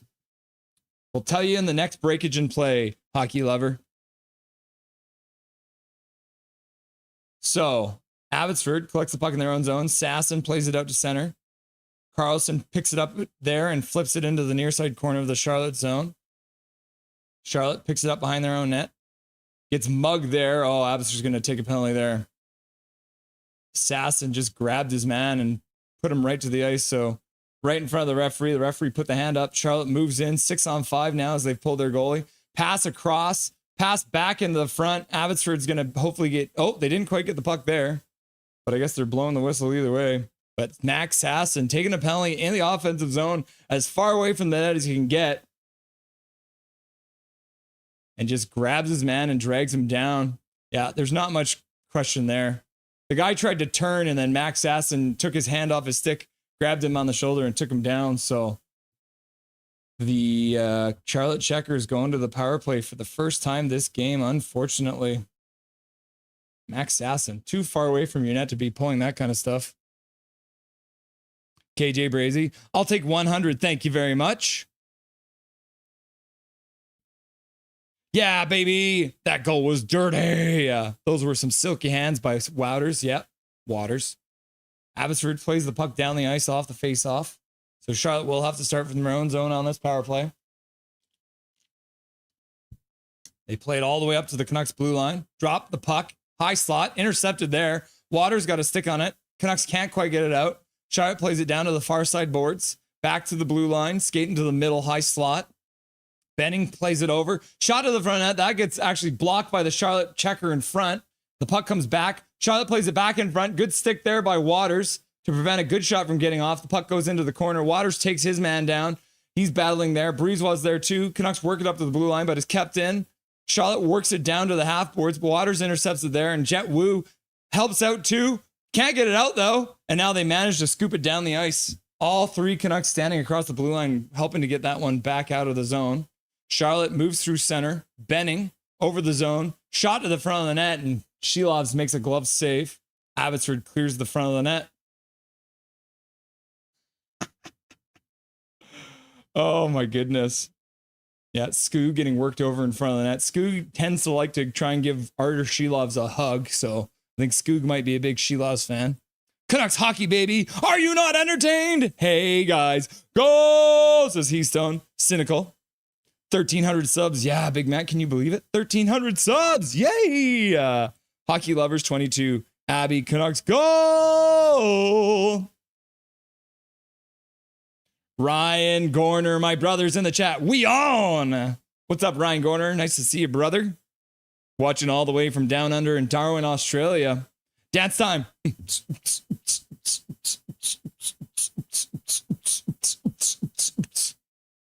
I probably missed it, though. In Brick Fair You Trust says, Big Mac, Big Mac, Big Mac, Big Mac. And then Big Mac says, Carly. Hi, Big Mac. And then Daniel Lezek says, go, go, go, go, go, go. And then Frederico says, come on, Checkers. We got Frederico here, guys. We got at least one Checkers fan here. Abbotsford takes the puck in their zone. Slowly out. Wolanin. Oh, no, that might have been Mancini. He plays it all the way down the ice. Puck comes out front off of Capo Kakinen, almost in front of the net.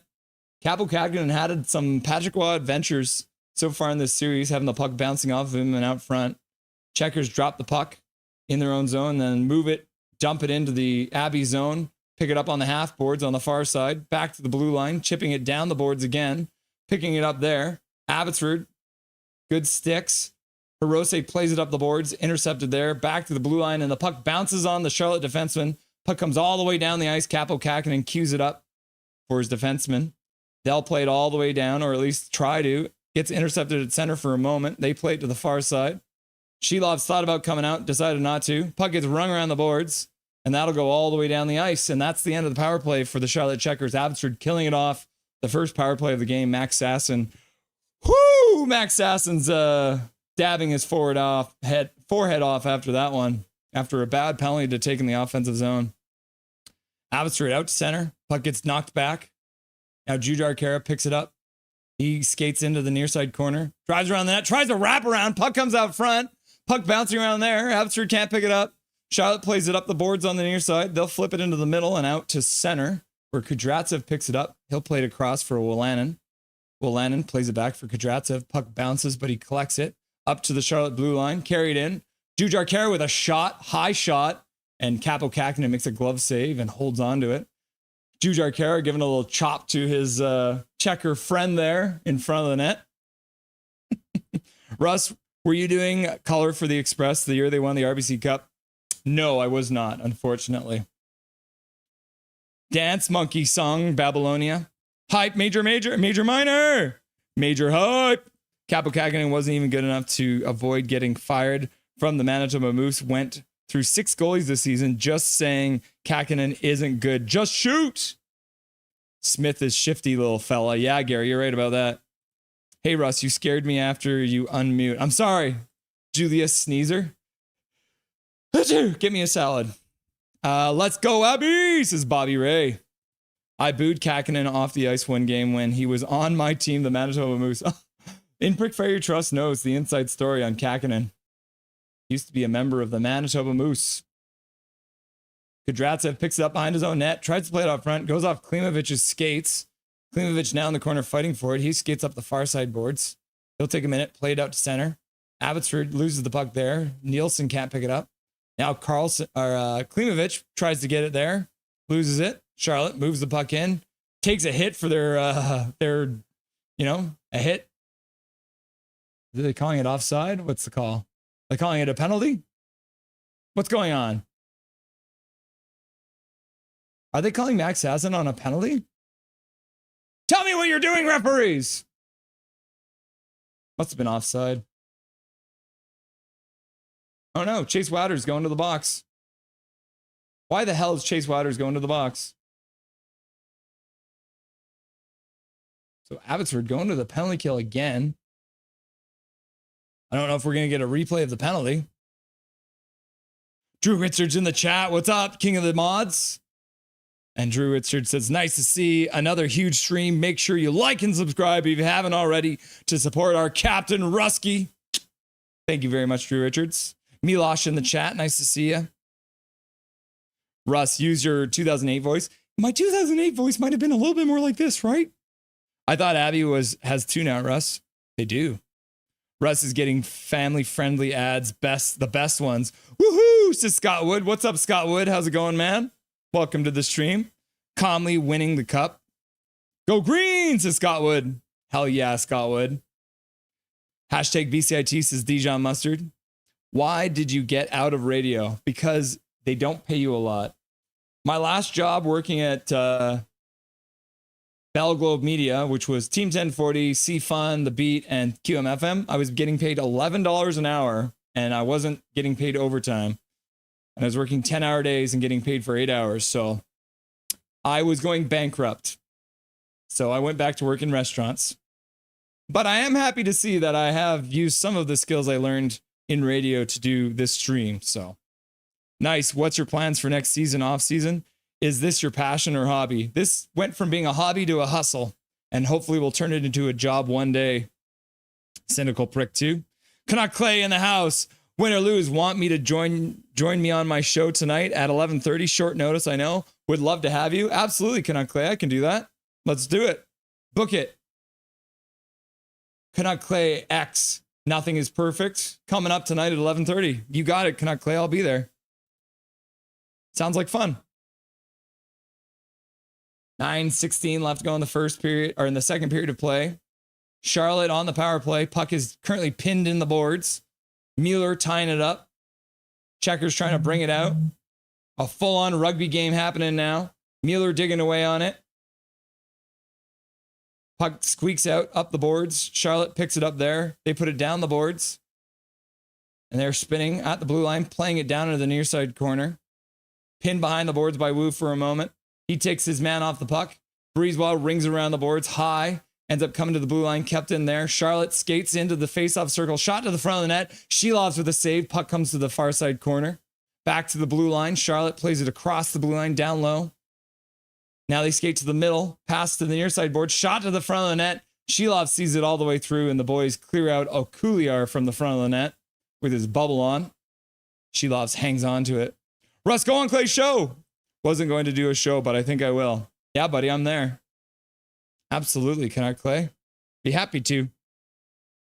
Russ sounds like Mickey Mouse when he does his 08 voice. Ho, what do you mean?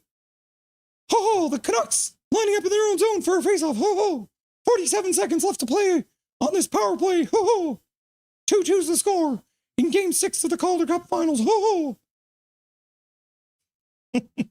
Sweet, says Canuck Clay. Deep calls to deep. History being made tonight, guaranteed. There's some shady shit going on. I was supposed to be making $14 an hour to start, but was getting paid $11 an hour, and the boss was pocketing $3 an hour. That's messed up, dude. That is messed up. Charlotte brings it into the zone, pass to the middle, back to the blue line, pass across the slot, puck bouncing around there. Charlotte picks it back up, plays it back to the blue line, goes off of a shin pad, deflects to the half board. Charlotte picks it up, plays to the front. Abbotsford intercepts it, and they'll flip it all the way down the ice. Almost a breakaway pass for Abbotsford shorthanded, but the puck was high in the air and couldn't be knocked down. Abbotsford gets a change. Charlotte loses the puck at center. Phil Di Giuseppe on the spot, delivers the puck down the ice, and there with 5 seconds left to go on the power play. That should probably do it on this power play. $11, that's not even minimum wage. Sue them. That was 2008, so it was, I think it was minimum wage. Charlotte plays the puck behind the net, deflects back to the near side boards, where they pick it up again, spinning back to the blue line, pass across the blue line, one-timer, shot to the front of the net, and Shelovs makes the save and covers it up. Breezewell clearing the front of the net out in a little jostling match after the whistle with Chornsk. You're a native, though? Food bank is not a good place. Hashtag justice for KJ. Yeah, Andrew, my first job was $7 an hour. I now request that Russ does the whole appearance of my show in the Mickey Mouse voice. Oh, Clay, it's really nice of you to invite me to the show. Oh, what'd you think about the game tonight? Oh, oh, the wages of sin is death. My first job, I made $19 an hour, steel factory at 16. Okay, so you were making money. It's funny because my first real job, sort of, was my mom hired me. She ran a custodial company. I think she was paying us like $13 an hour. Did I miss Donnybrook? Dijon fire. What beard shampoo do you use, Russ? I use the same shampoo on my beard as I do on my head. Canucks work the puck out of their zone, out to center, flipping it down into the Charlotte zone. Jujhar Khaira harassing his man, jars the puck free for a second, but they re-get the puck, put it up the boards. Sammy Blais harassing his man, works the puck to the middle. No Canucks there to pick it up, though. Into a dangerous spot. They work it out to their own blue line. Sammy Blais throws his man to the ice with a huge hit. Charlotte picks it up, though. Skates through center. Steves collects himself.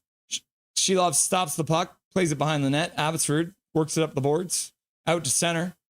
Stopped there by the Checkers, but the puck comes all the way back into the Checker zone. Sordiff plays it across the zone, blue line.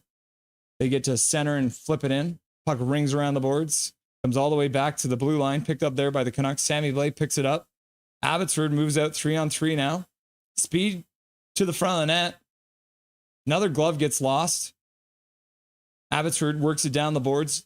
Mancini coming in, getting it down for Blais, who works to the front of the net, but it goes off a shin pad and out.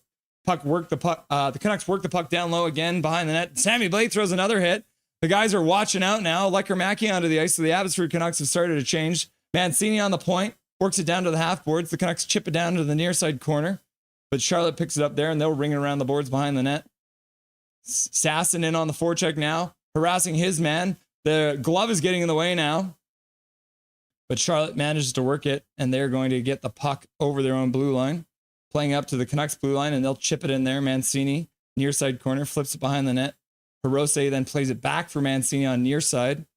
Now Mancini with a hard pass out, down the ice, and no one touched it, so they're going to call it icing.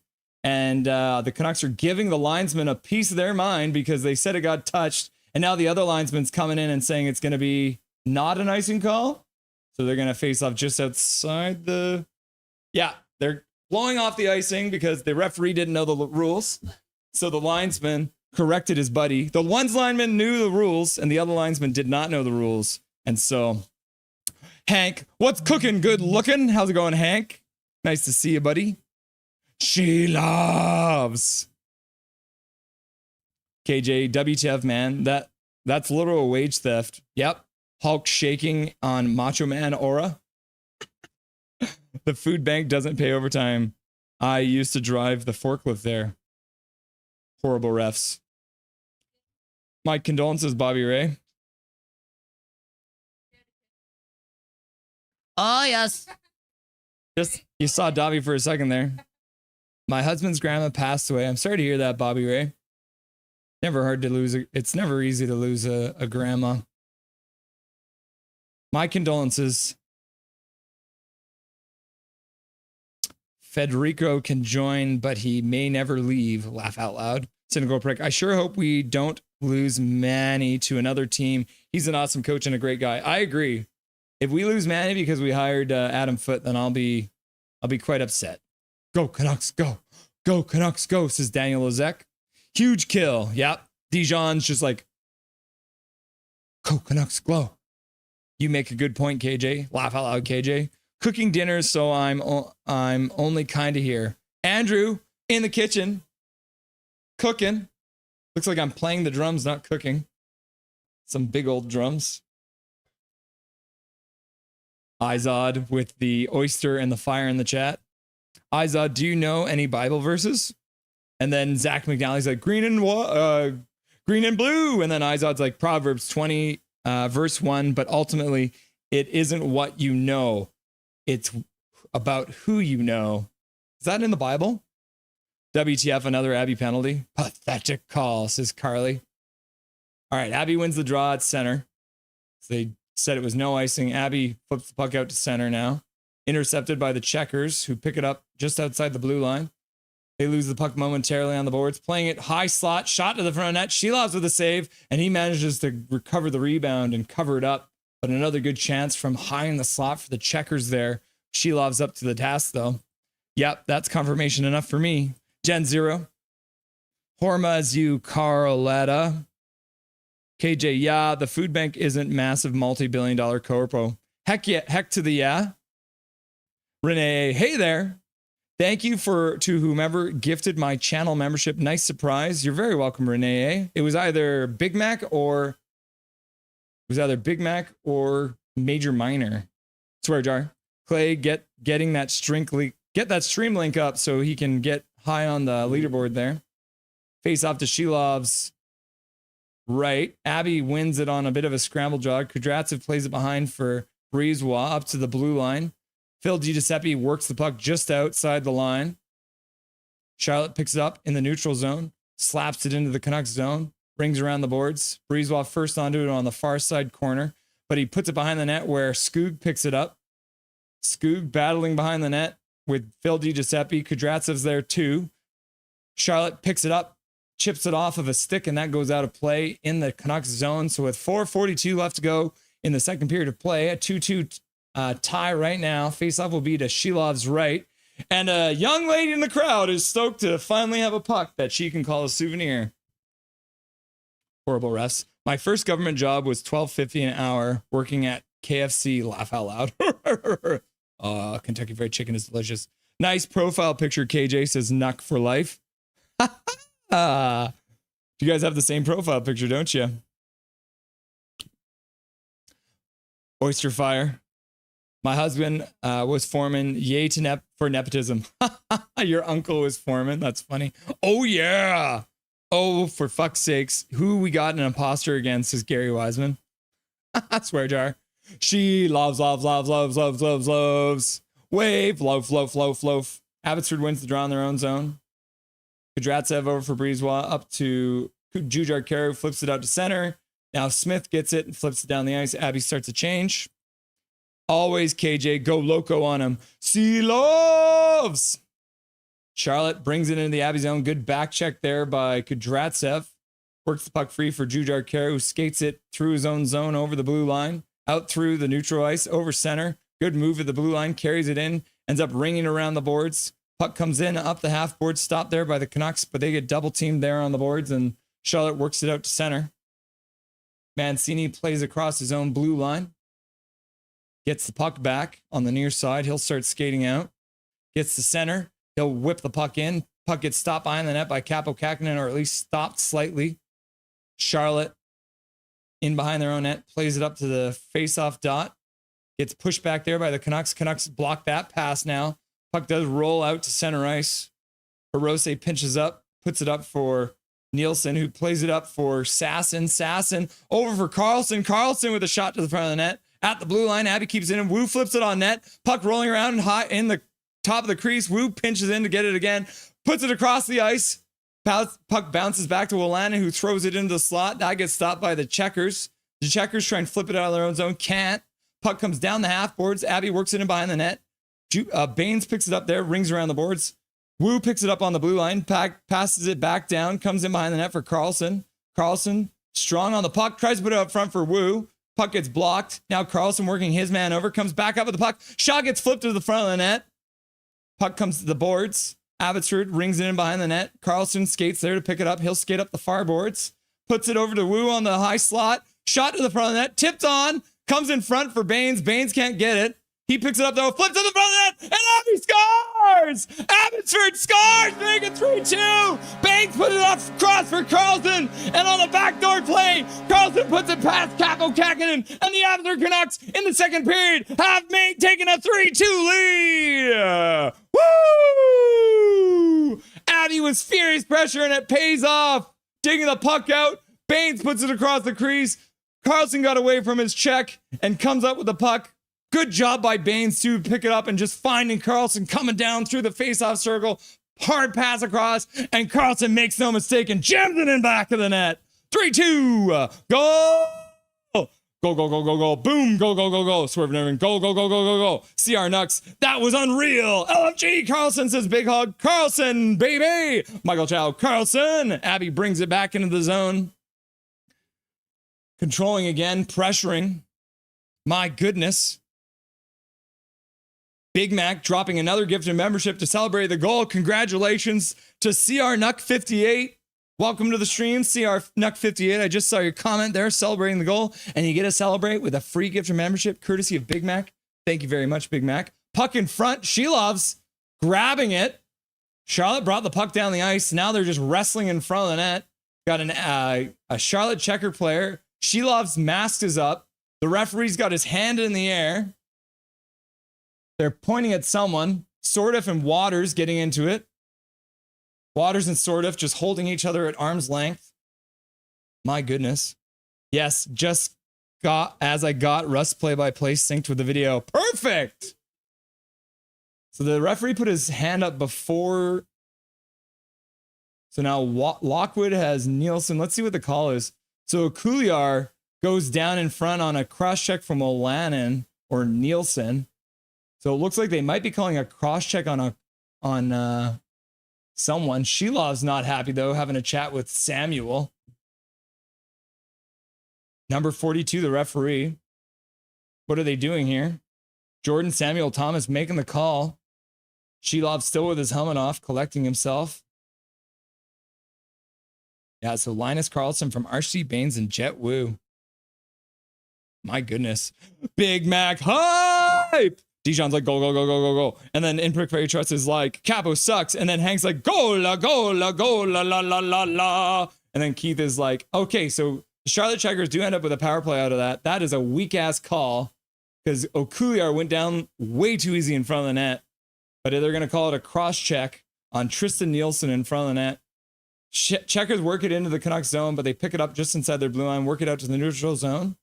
Checkers ring it in. Puck comes around the boards. Picking it up there, Charlotte. Skating in behind the net, up to the far side boards, back to the high slot. Puck bounces. Charlotte recovers. Skating down to the face-off circle. Charlotte now playing down low on the near side, into the corner, back to the blue line. Powell there. Stops, plays it down to the near side board. Shot to the front of the net, bouncing around. Puck in the high slot now. One of the Charlotte Checkers, I think, is sitting on it. Abbotsford can't come out with it. Puck comes to the half boards on the near side. Leonard plays it behind the net, gets by the Charlotte Checker player, and Waters has some time and space to he'll skate it out. He's one-on-one, tries to drive to the front of the net, ends up getting stopped behind the net, but he'll skate off. And with 55 seconds left to go in the power play, Charlotte moves through center. 1 minute left to go in the period. Abbotsford stops the shot in front, blocking it. Now Mancini skates it, chips it over the blue line into the Charlotte zone, and they'll pick it up there. Bobbled pass. And then Baines is out there harassing the Charlotte Checkers. Checkers get the puck to the Abbey blue line. Shilov stops behind his own net. He plays it over for his defenseman Hirose, who plays it over for Mancini, who picks it up, and he'll throw it all the way down the ice. 24 seconds left to go in the power play. Abbotsford's first onto the puck. The pizza man delivers and gets down low. He'll pin it against the boards for a second, trying to scramble it. Now he's still harassing them. Charlotte picks it up after they had a 4-on-1 on Mr. Di Giuseppe, and they'll skate over the blue line. Now they'll play it back to the blue line, ends up going out of play. We got 3 seconds left on the power play. Charlotte had to wait for their teammates to... and then Wu throws his man down. Man, puck in front, and Shilovs with a beautiful save. At the very end of the period there, puck to the front of the net, and Shilovs makes a huge save to keep it a 1-goal lead. But the Abbotsford Canucks lost their man in front of the net, and he was all alone in front with a tip on net, and Shilovs kicked it away to the corner. Now everyone's gathered to harass each other. Everyone's grabbed onto someone. Nielsen's holding onto Sordiff. Chris Kulo comes in and grabs Nielsen. My goodness, people. Shilov's hanging on to it and making sure the Abbey Canucks can get out of this second period up by a goal. That was wild. Another chance in front for those filthy. And then Major Minor also donates a gifted membership. Major Minor donating a gifted membership. Adam Smith getting the free membership courtesy of Major Minor. Thank you very much. And then Dustin Boydell shows up and he drops 5 gifted memberships. Even before he gets on the screen, he's showing the love. And Brian gets a gift of membership. Ron Young gets one. The Floridian YouTuber, Ken McGuire, and Nicholas Selberg all getting a free. And then Alex getting a gifted membership courtesy of Dustin Boydell. You beauties. Major Minor donating. And then Abbotsford goal, his 14th of the playoffs, scored by number 94, Linus Carlson. The assists to number 13, Arshdeep Baines. And number 4, Jet. Woo! Time of the goal, 17-19. Woo! All right, so the refs have figured everything out. There might be some penalties, but we'll have to wait and see what happens in the next intermission here. Let's get Dustin on the line here, shall we? Let's get Dustin on the line for the Rusty and Dusty Sideshow. Put my helmet on too. I'll put my ear on too so I can actually hear him. Oh, mercy me. All right. We got his face. We got his voice. I'm going to get rid of that thing on the screen. And without further ado, the Rusty and Dusty Sideshow with Dustin Boydell. Happening, everybody. Going pretty crazy out here. Oh, man. It's a bold strategy to boo ref you suck when you've gotten 3 straight power plays. Just throwing that out there. Oh, number 42 at the end, making his presence known. That weak-ass cross-check. Right? Like, are you kidding me? So I guess we'll start off by giving a fat down to the referees then, right? Well, as soon as I saw number 42 on the score sheet there, I was like, oh, we're in for a long night. And even the linesman, again, some questionable offside calls. The quick call on that icing when Kakkonen played the puck. Like, pay attention, guys. This is the Game 6 of the Calder Cup Finals. Like, those are mistakes you should not be making because the NHL will be watching and you will not be getting the call to work in the NHL if this is the work you are doing in the AHL. And this is supposed to be your training ground. So smarten up, call a better game, and let's get through this third period with some actual hockey being played.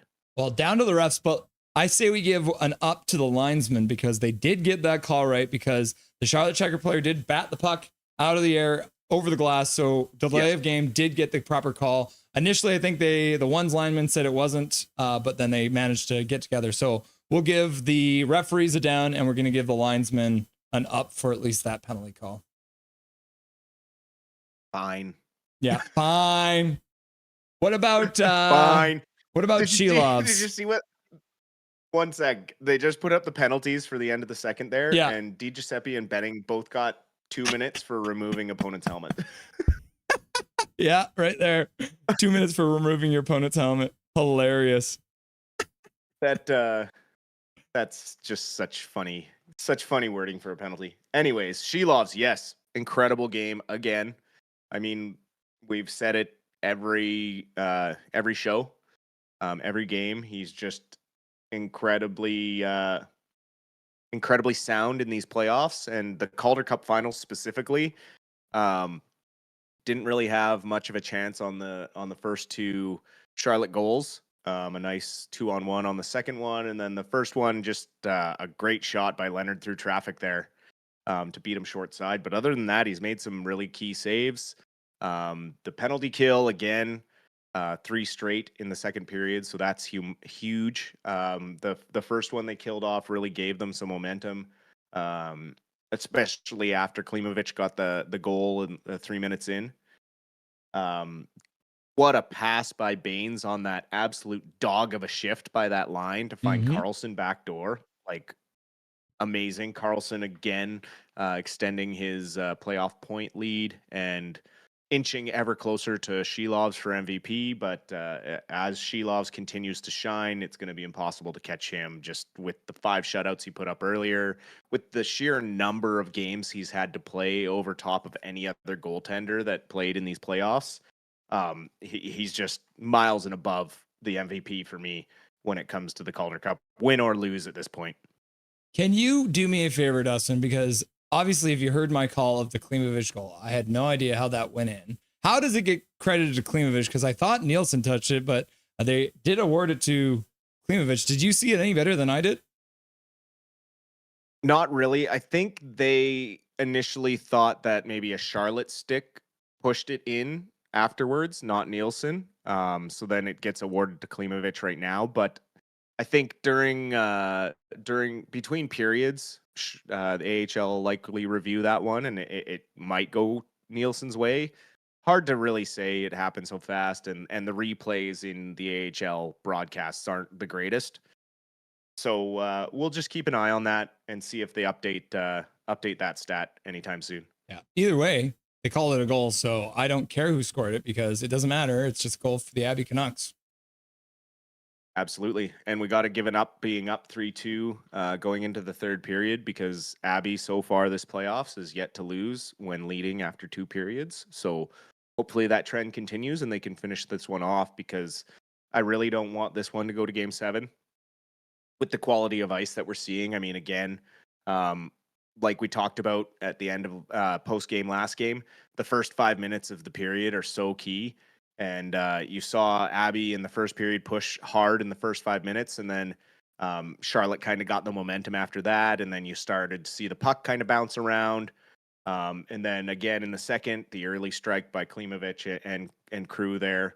And then Carlson, it's kind of a pass play, but you aren't seeing as much stick handling plays towards late in the period. You're seeing a lot of dump and chase and trying to generate something off a quick pass and shot, because as you can see, when they try to stick handle the puck, it's very difficult to control it.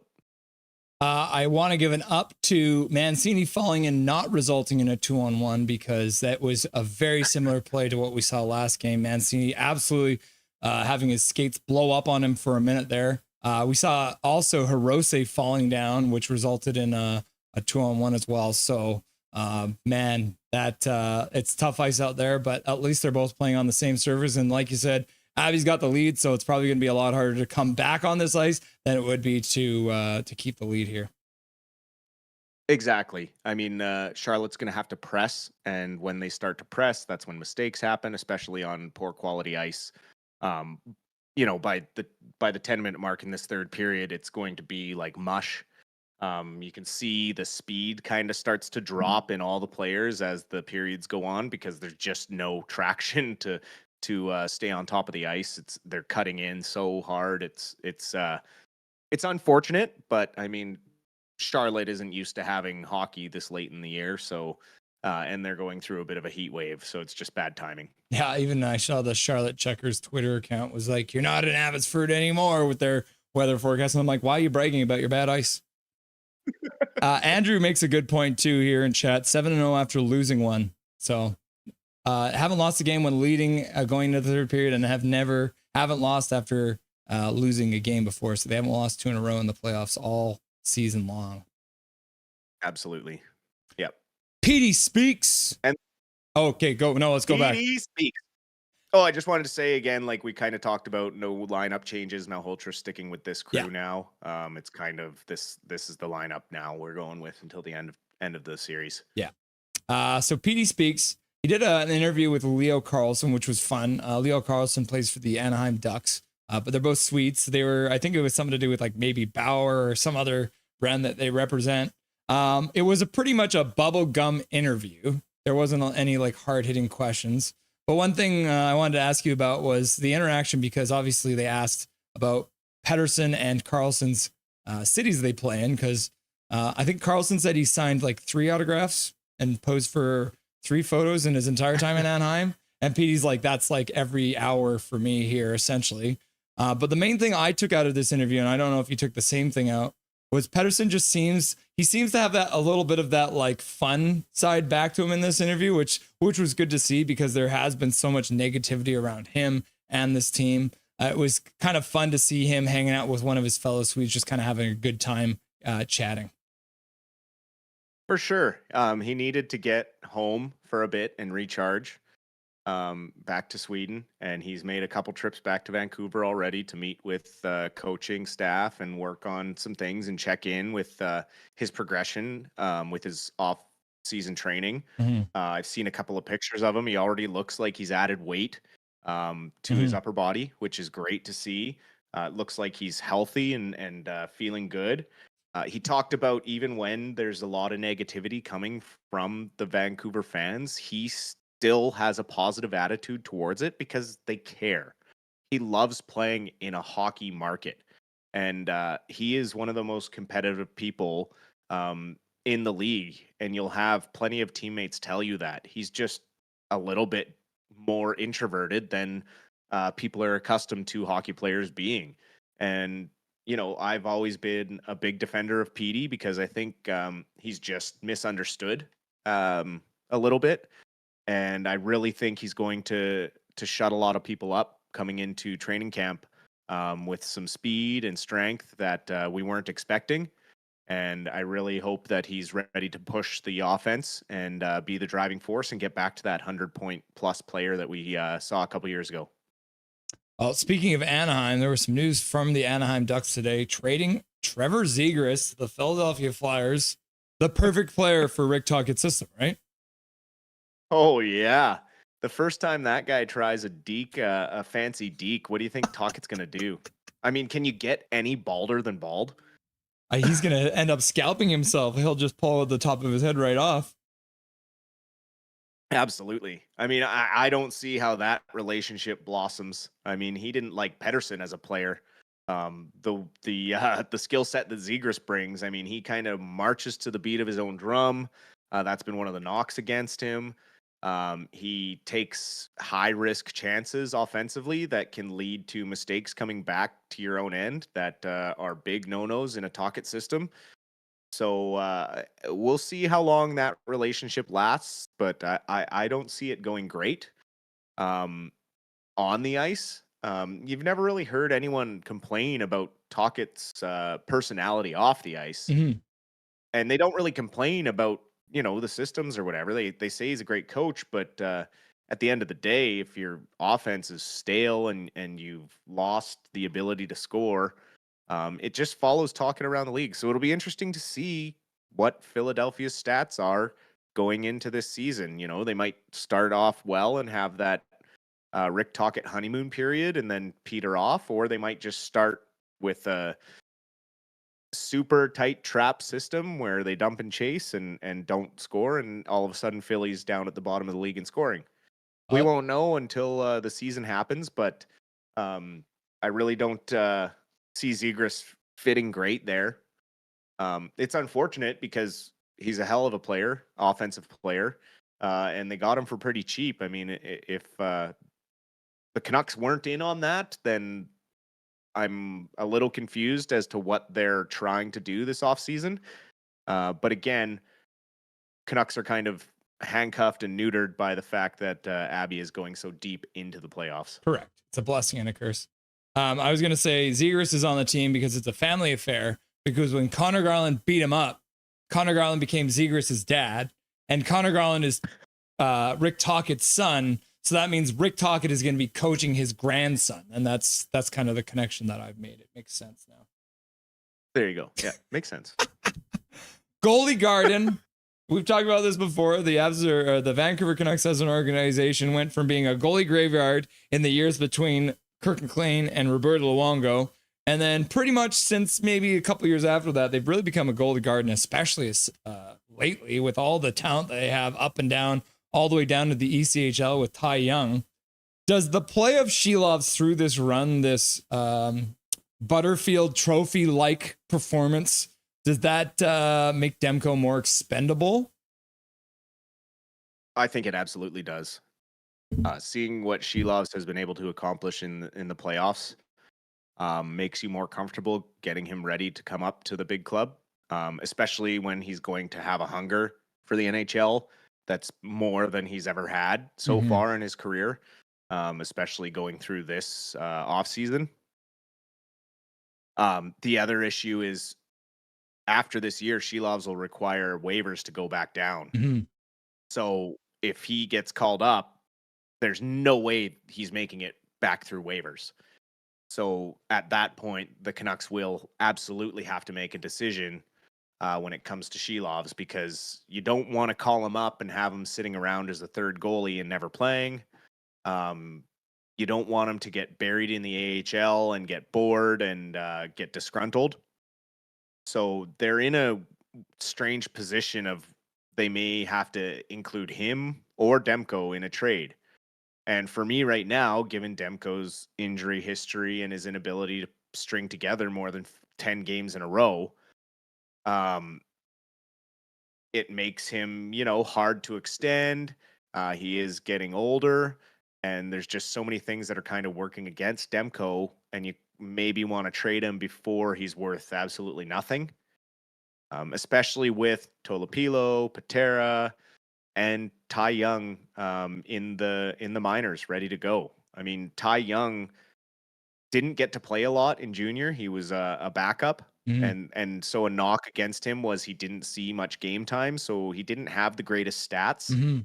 But he set rookie records in the ECHL for a goaltender, and he also was, I think, 7-2 in the AHL when he came up and played with over 90% save percentage. So it wasn't like he was playing mean nothing games. Like, he was a big part of that run from January on to get these guys into the playoffs.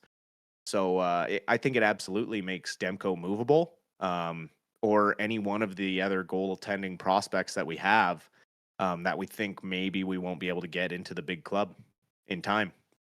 So one last piece of news that we saw this week, Jonathan Toews back in the NHL. I don't know if it's officially signed or anything. It's all very confusing with regards to July 1 and stuff, but we have seen the contract, and apparently it's all done. They've already tweeted it out and all that. Jonathan Toews coming home, playing in Winnipeg next year.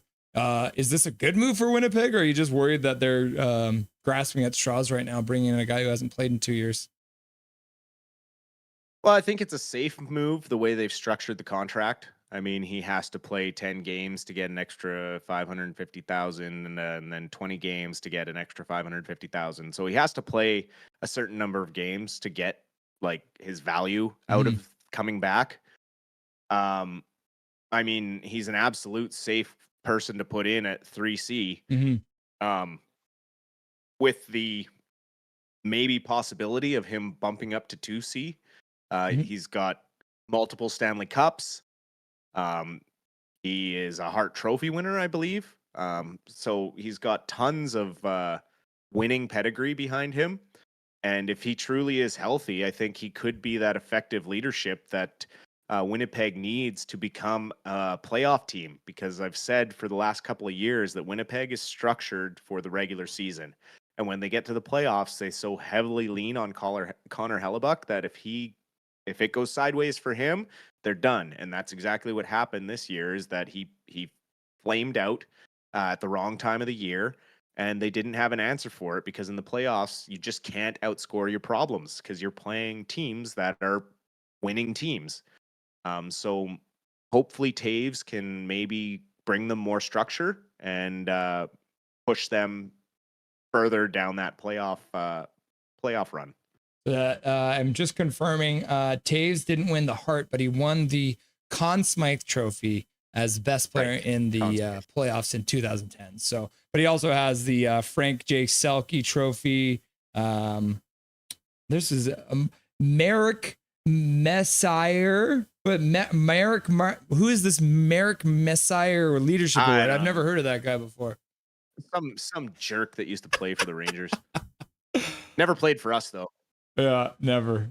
He definitely didn't play for the Canucks. He was there. He put the jersey on, but he never played. Cashed a check, didn't play.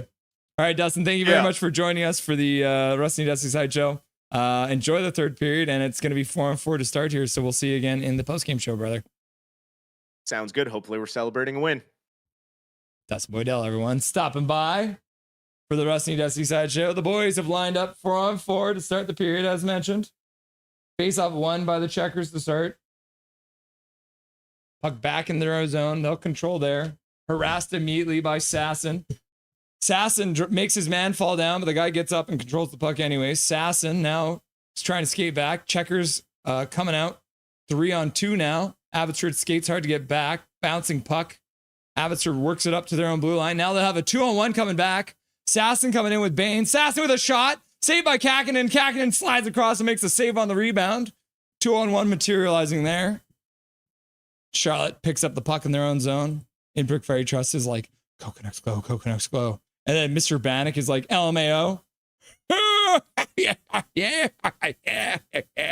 Big Mac's like, Rusty and Dusty, Rusty and Dusty. Charlotte loses the puck at the Canucks blue line. Mueller skating it into the Charlotte zone, far side corner, stops up, leaves it there. Carlson's there as well. Carlson almost comes up with the puck, but Charlotte picks it up. They'll skate it out through center. Lockwood over the blue line, drops it for his teammate who wasn't there, but ends up putting everyone offside. So Will Lockwood putting his teammate offside, and the whistle happens, and the faceoff will be outside the Abbey zone early in this third period of play. I was kidding, laugh out loud. Bob Bluger cracking my brew into third period. Who got traded for Vancouver? Nobody. Good thing Zegras already has a bunch of orange gear. I know, right? He won't even have to change his stuff. I remember he tried to fight Garland, laugh out loud, and Garland just tooled him up. Abbotsford wins the draw on their own blue line. They'll control in their own zone. Slowly out. Bolannon drops it. Wu skates over the blue line. Stops in the near corner, then skates behind the net. Turns. Puts it in front. Abbotsford's Waters couldn't get a shot on net. Checkers pick it up. Skate to center. They'll dish back into the neutral zone and then get it to the Canucks blue line and dump it in. Not very deep though. Will Lannon picks it up there. He flips it to the middle. Abbotsford skates through center. Waters spins backwards. Plays it back to his defenseman. Brisebois with some speed. Takes it in. Rolls it into the zone. Near side corner. Tries to pin the puck against the boards. Can't get it. 5 seconds left to go in 4-on-4. Charlotte in behind their own net now. Both guys are out of the box now. So Phil DiGiuseppe getting out of the box for removing his opponent's helmet. And Michael Benning also getting out of the box. Abbotsford plays the puck across the Charlotte blue line, but loses it there. Charlotte plays the puck back in their own zone. Now they'll skate, pass it out to the Canucks blue line. Tip there. Shelovs comes out, plays it up the boards to Carlson. Chipped up by Sasson out to the Charlotte blue line. Baines tries to cut to the middle, but the puck gets knocked away from him. Oh my goodness. Sensei Dean, why? Go Abby, go!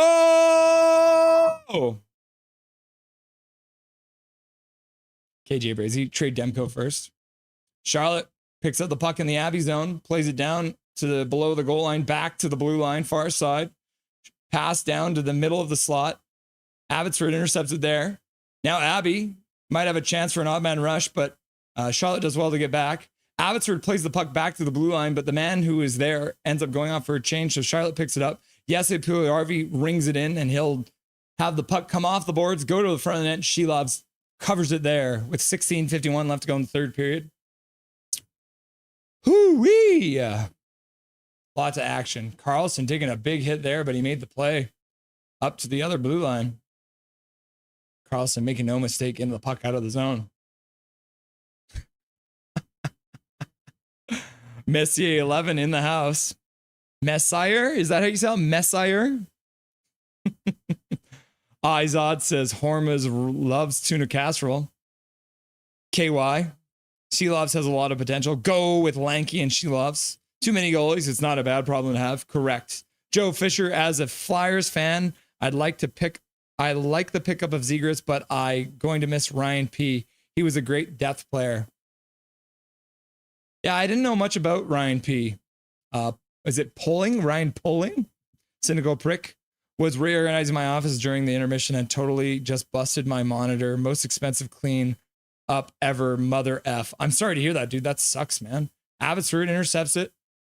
Lecker-Mackey with a shot. Oh, and I think the goalie got a piece of it and then also got a piece of the crossbar there. Lecker-Mackey stealing it just on the blue line. Gets a good shot out of nowhere. Abbotsford gives the puck to the Checkers just outside their blue line. They skate in. Shot to the front of the net. Goes wide off the boards. Comes up all the way up to the blue line. Checkers skate all the way back out to center. Being harassed there by Nielsen. Looks like there's going to be a penalty now against the Canucks. As for what? Nielsen's confused as what's going on. The Checkers goalie went to the bench. With 15:59 left to go, looks like there's going to be another Charlotte Checkers power play. So Klimovich going to the box. See if we got a replay of this.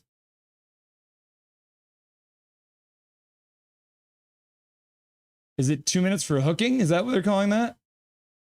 That is a weak-ass hooking call, if you ask me.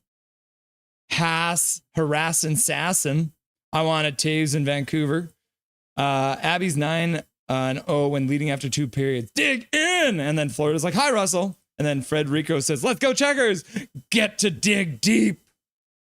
Play chess, not checkers, says Josh Boma. Welcome, Josh Boma. Mr. Bannock. Who's going to win the MVP? It's going to be She Loves. Let's go, Abby, says Amy Seymour. Welcome, Amy Seymour. Charlotte loses the draw in the Canucks zone to start the faceoff. Abbotsford gets it down the zone, but Charlotte brings it in now. Pass across to the near boards. Bobbled puck, but Charlotte keeps control. Puck comes up the boards now. Abby harassing them there. They work it back to the blue line. Kept in there just barely. Waters, though, goes up to his man, checks him and plays it down the ice. Kapanen plays it all the way down to the center line, but Charlotte has to back check. Puck into the Abbey zone. Pinned at the boards by one of the Canucks. The Canucks give away the puck, pass across to the other side. Shot. Good stick there by the Abbey Canucks. Hirose getting a stick in there, and he deflects that pass, goes out of play. So the faceoff will be just to Shilov's left with 1:10 left to go on the power play. 15:09 left to go in the third period. RD! She loves! Taves was a no-brainer. Just limit his money. Yeah, they absolutely did. Joel Carlson. Russell, what do you have for game win call? Oh, I don't even know. I think, I didn't even think about that. Oh no, Joel. Now I'm stressing. MVP, She Loves. Now I got to think about that, Joel Carlson.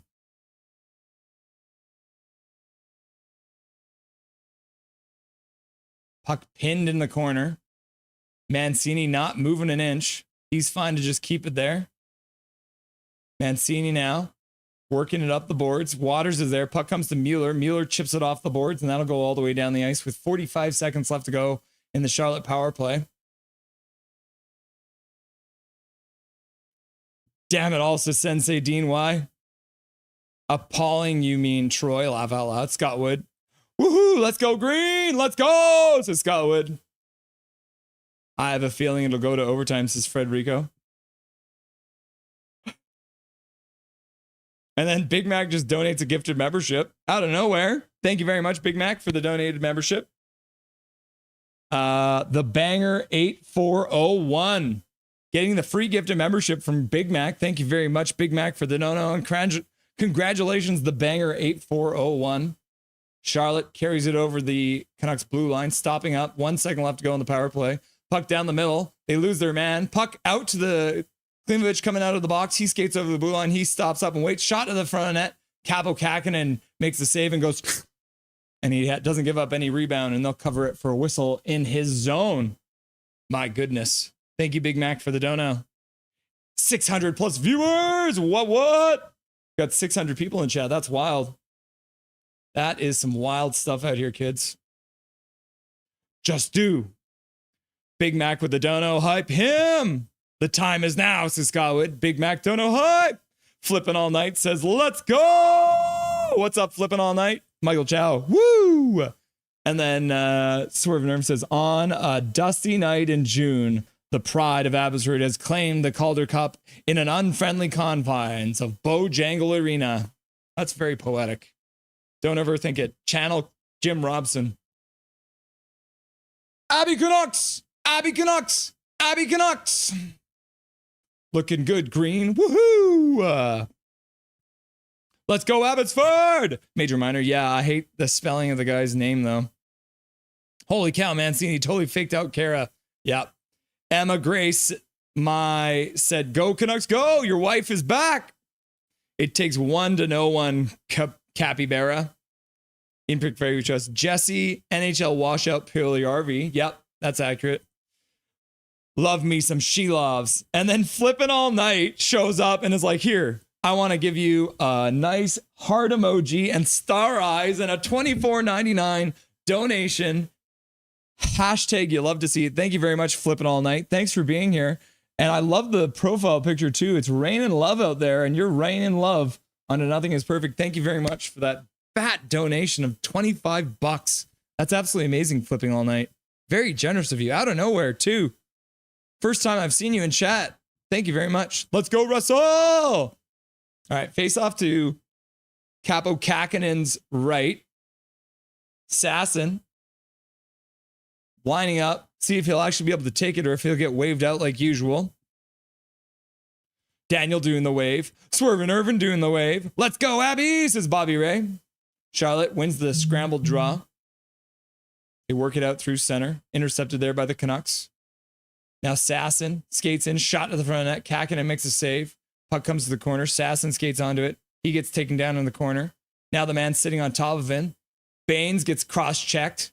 Looks like they blew the whistle now. So that's not a penalty when Kirstead takes Sasson down in the corner. But when Abby lightly touches the man in front of the net, it's a cross-checking apparently. Lane Staley flipping all night. So generous. You're awesome, says Lane Staley. Jamie Reed, appreciate your play-by-man. You're killing it. Thank you very much. All night hype. Scott Wood, no fluky goals today. Go green, go. It's over 1,336 subs. So yeah, Abby is getting a power play out of that. So Max Sasson getting cross-checked down in the corner by Kierstead. And then Big Mac, one of our original mods, says, welcome to the chat. Please like and subscribe if you haven't already. Thank you very much. Big Hog Hockey. Oh, that was Big Hog, not Big Mac. My apologies. Ken Kitsul, please, more time left on the clock. 13:32 left to go in the third period of play. That is a real clock, people. Abby loses the draw, unfortunately. Charlotte picks it up, and they'll take a slap shot and put it all the way down the ice. Shelovs comes out, stops it. First one onto the puck is Sordiff, but Wolanin gets back, and Shelovs puts it over for Wolanin, who skates over the blue line. He'll drop for Sasson. Sasson with speed through the middle of the ice, gets over the blue line. He'll dump it into the far side corner, rip it around the boards, comes up to Baines on the near side. Baines spins, puts it back to the blue line for Wolanin, who puts it down for Sasson. Sasson puts it over for Blais. Blais plays it back to the blue line. Puck comes out of the zone, though, and Baines will have to pick it up at center. He'll play it back to Wolanin. Wolanin plays it up to Blais, but it's in his feet, and the puck bounces around. The puck, Canucks rip it in. Capo Kakinen stops behind his net. He'll ring it up the boards, and the puck gets out to center. Charlotte with two guys there. Shot to the front of the net, goes wide off the boards, ends up coming all the way back down to the Charlotte blue line where they'll pick it up. Only a minute left to go on the power play. Abby hasn't really gotten a chance so far on this one, but Baines battling at his own blue line, plays it back. Puck blows up off of Kadratsev's stick. Now Charlotte is digging for it. Abby plays it up to their own blue line. Now they'll take a second to recollect themselves. Abbotsford now through center. Mueller plays it across. Nielsen can't get it. Mueller into the corner. Comes up with it, plays it up for Leckermacki, who digs it out of the pile, puts it to the front of the net from the blue line. Nielsen gets pinned to the boards. Mueller comes in to support. Charlotte digging for the puck. Abbotsford comes up with the puck. Oh! And then Klimovich tried to put it down low for Leckermacki. Now the Charlotte checkers almost with a break to the front of the net. Abbotsford did well to hold him up. Puck gets pinned to the board now. 10 seconds left to go. Charlotte doing really good job on this penalty kill. Abbotsford hasn't gotten a sniff yet. And then Abbotsford playing it behind their own net. Kudratsev. Abby plays it up to their own blue line. Power play is now over. I don't think Abbotsford got a single shot on that one. Puck played across the zone. Wolanin picks it up, throws it to the front of the net, gets blocked there by Charlotte. They'll start skating up the boards. Harassed there by the Canucks, but they managed to play it all the way down the ice into the Charlotte zone. Abby bobbles the puck in the corner. Wolanin trying to come up with against Will Lockwood. Falls down on top of the puck. Now Charlotte digging away. Skoog slashing Wolanin on the ground. Jujar Kerr's there too. He stands up, works it up the boards. Abbotsford can't get it out though. Charlotte keeps it in on the half boards. Abbotsford recollects the puck and they skate through center. 3-on-2 if they work for it. Jujar Kerr flips the puck to the middle and Abbotsford with a replay over to Phil Giuseppe, who was being held up, couldn't get the shot on net, but that was another good chance for Abby. Better chance than they got on their whole power play. Canucks work the puck down into the Charlotte zone.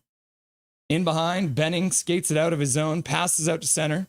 Charlotte chips it down into the Abby zone, trying to work it to the front of the net, but good work by Hirose to harass his man and stop him from getting there. Puck flipped out front, intercepted by Baines. Abby skates at the center, gets there to the red line and dumps it in. Max Sasson moves in on the forecheck. He hits his man. Can't come over the puck. Baines is there too, pressuring. Makes his man turn back behind his own net. Now he'll go off for a change after harassing the Charlotte player there, Devine. Devine now into the Abbey zone. skates backwards, flips it back to the blue line. Shot blocked there by Ty Mueller. Puck comes to the far side. Just under 10 minutes left to go in the third period of play now. Puck rung around the boards to the near side. Charlotte flips it back behind the net. They end up picking it up there. Puck across the crease and a bobbled puck there. Almost a good chance for Charlotte, but the puck was rolling on them. Kudratsev being harassed, goes down under check. Puck gets flipped back into the corner. There's a Charlotte checker and an Abby Canuck behind the net. Back into the slot. Bobbled puck. Puck back to the blue line. Charlotte now rips it around, comes in behind the net. They try and play it back up front. Good read there by Breezewell. He stops that pass from coming up front.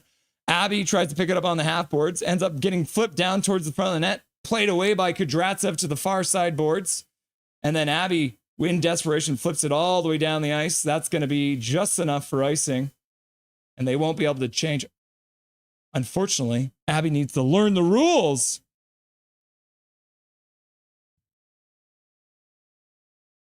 So the faceoff will come all the way back down into Abby's zone. And they got some tired players out there. But it looks like the referees saw them change a couple guys, so they're going to send those guys off.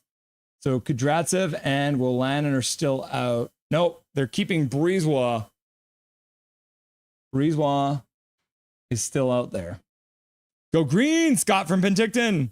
Scott from Penticton in the house. Warning, friends, don't let friends cheer for the Checkers. Yeah, friends don't like friends cheer for the Checkers. Flipping all night. That was a very nice hug. It's a CR Nux. Shout out, please, to my wife, Emma Grace. Shout out to Florida Panthers, Australia, UK fan, Emma Grace. Thomas. Ooh, Charlotte Checkers can't do nothing right. More time on the clock. No, thank you. Shout out to my beautiful wife. Let's go, Abby, says Fraser L. Lamarche. Karen C. Ward back in the house. Big PP vibes. Welcome back, Karen C. Marsh. Karen C. Ward. Abby wins the draw. Puck comes behind the net. In the corner. Pinned there. Got a rugby game now in the corner. Seen a lot of those. Kudratsev getting tossed. Now the guy turns around and punches Kudratsev in the face. And then Abbotsford picks up the puck and they flip it down the ice.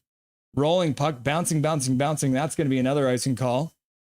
Let's go green. Power play. Woohoo! Does Emma Grace like tributes? Big hog equals big hog. Buzz. Russ got a text message. Yeah, did you hear the buzzing? Yeah, my phone's been blown up a little bit here.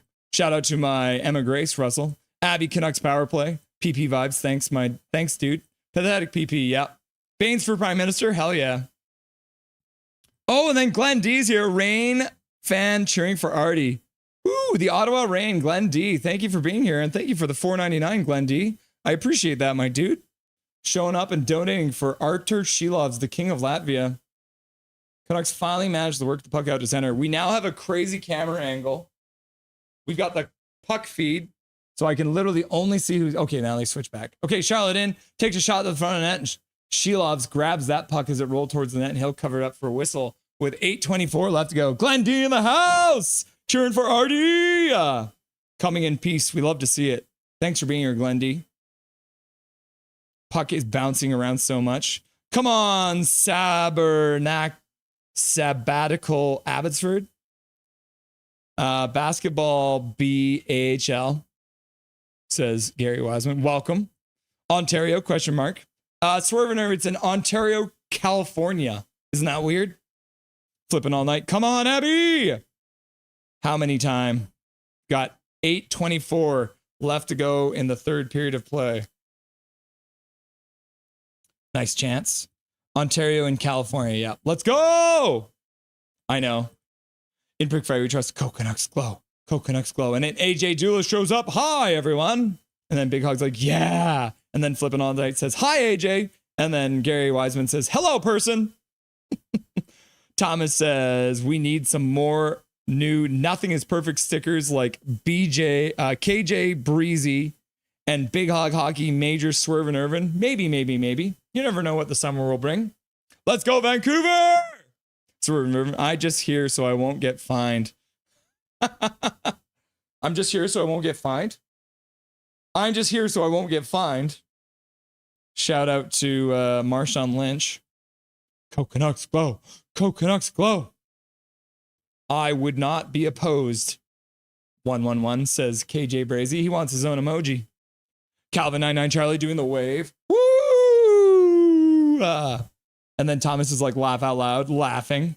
And then KJ Brazy's doing the wave. Woo! Michael Chow. Oh my God, game. Breezewa, get off the team. Michael Chow, not a fan of Breezewa, I guess. That's not icing. Learn the rules, says KJ. Drayden Scarlett, time left. 8:23 left to go in the third period. Abby wins the faceoff, flips it out to center, gets over the blue line. Sasson loses the puck just at the blue line. Charlotte skates over center, loses it to Sasson, who back-checked well. Puck goes off of the linesman just outside the Canucks blue line. Charlotte works it in. Abbotsford plays it out to center. And now they're going to call it for a high stick, even though it went off of the linesman. So not happy about it, but it is what it is. Sammy Blaze got a word for the linesman. But which KJ will get the custom emoji? Will it be KJ Brazy or KJ Brazy squared? Learn the rules, says Thomas. 9:10 left. The time is above my head. Yeah. So this is the actual time for the game. This is the only thing I can actually show you from the game without getting in trouble. Oliver Kronberg, 3 at night. Please just win. Oliver, are you watching from like Germany or something like that? Are you watching in the middle of the night on Oliver Kronberg? Where are you watching from, Oliver? Learn the rules, learn the rules. Gullies is slipping all night. Ken Kitzel, enjoy the play-by-play. You should do it full time. Thank you, Ken. We don't normally do so much play-by-play on this channel because for the most part, we kind of cover Vancouver Canucks, so most people can watch the game, but who knows what the new season will hold. We'll be live again next year. We'll be live throughout the summer, too. So we were live for every single Vancouver Canucks game this year. Oh, then Max Sasson takes his man down. The guy throws a hissy fit by cross-checking. Abby now has a 4-on-1 over the line. Baines stops it up, puts it down for Hirose. Hirose ends up behind the net, tries to flip it in front, puts it back for Baines. Baines now skates into the corner, tries to shoot it towards the net, ends up getting blocked. Now he gets some support there. The Abbey Canuck player coming in for support falls down, gets tripped, stands back up. Now Okuliar ends up down. Hirose kicks it down the boards for Baines. Baines tries to put it back to the blue line, gets blocked there. Now Charlotte will pick it up, flip it out to center ice. Puck bouncing just inside the Abbey blue line. The Charlotte Checkers, Puljujarvi fans on the shot, and Abbotsford picks it up and skates it out. Mancini gets to center and he'll dump it in. The Abbey Canucks will start a change with 6:53 left to go. Breezewa was like, they can't bench me if I ice the puck. That's fair. You're welcome, Florida. Puck in front for Di Giuseppe. The puck bounced over his stick on a good pass from the side. Abbotsford collects the puck in their own zone, flips it out to center. Picked up there by Lekermacki, who chips it down, but the Charlotte Checkers pick it up there. Mueller moves in on the forecheck. Checks his man, but can't come up with the puck. Charlotte now skates over the red line. They'll flip it in, ring the puck around the boards, goes far side corner. Abbotsford picks it up there, plays it behind their own net. Wolanin now starts skating out of his own zone over the red line, flips to the Checkers blue line. Puck bounces on the Canuck player though. And Charlotte will pick it up in their own zone. Starts skating out. Oh my goodness, everyone. Glenn D. My son is watching from Kauai and I'm watching from Irvine, California. Got my Canucks jersey on. Hell yeah, Glenn D. You love to see it. 3:20 a.m. here in Slovakia. Daniel Lezek watching from the middle of the night. Shot to the front of the net. Sharp angle shot. Lockwood putting on net and Shilovs makes the save with 5:45 left to go in the third period. Any Canuck and Panthers fan in here? Jameson Francis Bain. What's up, Jameson Francis Bain? The majority of the people in the chat are Canucks fan. We got Florida Panthers fan, who is a Florida Panthers fan. We also have a regular named Brutality Blood, but he's not here right now. Ken Kitsul saying 885 people watching, 1,335 subs. Yahoo! You're right. Things have gotten crazy. I think in the last week we've gotten like 300 plus subs. It's been crazy. You guys have been very generous. I appreciate all the love we're getting on this channel. Sensei Dean Y, let's go. Abby, we need a goal. Abby playing chess. Charlotte playing checkers. Glenn D with the dono hype. Abby Center event. Glenn D, yup. Irvin, do you age? Laugh out loud. No, he doesn't. Glenn D, it's a weird city, Ontario. Yeah, a city in California. Now we're up to 1360. That's crazy. No, when I drink hamster blood. What? That's how you stay young, bro? That's weird, man. Look at me. I'm here yammering and I don't even have my name tag up here. Oh, there. No, we want this one to come up here. And then Jameson Francis Bain donating $6.99, brother. Thank you very much, man. I love your profile picture too. You got the flying skate there and you got the Panther symbol. I was cheering for the Panthers in the Stanley Cup Finals for a bunch of reasons. One, because I will never cheer for the Oilers. And two, because I wanted Roberto Luongo to get another cup, and he did. And then Karen C. Ward's like, let's go! And then Scott Ward's like, go Baines, let's go Green, let's go Abby. Charlotte wins the draw, shot to the front of the net. Shelovs deflects it behind. Charlotte comes up with it there, flips it to the front of the net, and Shelovs gloves it as it scooped towards him. And then Kudratsev trying to clear the front of the net. 5:34 left to go in the third period. Jameson, hi! And then Karen C. Ward's like, oh my God! And then Mimi's like, big, huge hello. Go, Abby, screaming from the top of the sleeping giant. Are you actually on a hike right now? Did you just hike up the sleeping giant? That's crazy. You're watching me from the mountaintops. No hamster style, says Dijon. All things considered, the NHL Canucks season went pear-shaped, but your channel has had a banger of a first season. No, yep.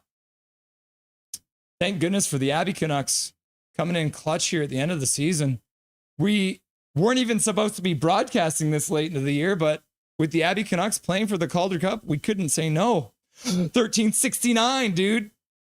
Go Leafs, go, says Josh Boma. Yeah, we got some Leafs fans here too. If we can finish the night, watch all those trades happen. David W., I'm cautiously optimistic the Abby Canucks wearing away uniforms similar to those of their parent club will win Game 6 of the Calder Cup Final. So far and away games in said final, the Abby Canucks have a 1-1 record. Huh. Yeah, they're 1-1 in Charlotte so far. Oh no, they would be, 1-1. Hirose behind his own net, stops. Skates out the near side. Puts it up for Baines. Baines gives the puck away in the slot. Shot to the front of the net. I think that went off the tip of the stick. Now Baines, somehow now down low, cuts to the middle, shoots to the front, and Kakinen makes a save on a deflection off his own player. Mueller skates in, picks up the puck. It bounces on him. 5 minutes left to go in this third period of play. Charlotte stops behind their own net. They'll take a minute to breathe after a good chance on both ends of the ice. Baines giving it up in his own zone. And then coming down and getting a chance on the other side. Charlotte gets to the red line, dumps it in. Puck comes behind the net. Skoog is there. He'll play it up the boards. Charlotte now plays it behind the net for Skoog. Tries to play it in front. Good stick by the Canucks there. They put it off the glass and out. Now Abby through center. They suddenly have a 2-on-1 coming down. Mueller takes a shot, comes to the front, and then the rebound. He chips it just wide of the net. Phil Giuseppe brings it back to the front of the net. Puck squeaks out front. It was a 2-on-1. Mueller and Phil Giuseppe and Mueller took the shot. Rebound came out, and he tried to actually bat in a high rebound, but couldn't, ends up going wide. Puck now back down in the Abbey zone. Puck rung around the boards behind. Abbotsford plays it up to the blue line, gets past the Charlotte Checkers defenseman. Abby now on the forecheck. Blais pressuring. Charlotte plays it out to center. Now Blais smokes his man down for his worries. Okuliar plays it across, though. Charlotte picks it up on the far side boards. Will Lockwood plays it in behind. Breezewell picks it up there. He rings it around the boards and out of play, but it looks like it went off of something and out of play, so it won't be a penalty. But yeah, Baines with a good chance, but the puck rolled on him on a good stick by the Charlotte Checkers coming back, and then Mueller drag move and puts it off the glove and then chips it just wide. It was like a kick rebound thing. That was crazy. Oh my goodness, people. This is getting wild out here. Katie in the chat. Dustin's better half. Go, baby Canucks, go! And then the Kyle in the chat. Come on, boys, finish them. The Kyle's here. Michael Chow, how have they not pulled their goal yet? I would say wait until about 2 minutes left and then they'll do it. Vanish, we only need 5 more minutes. Come on, Abby. Do it for Canada. And then Pick Freddy says, pull your goalie. Pull your goalie. That's crazy, guys. Mr. Bannock, who all scored tonight? Who scored tonight?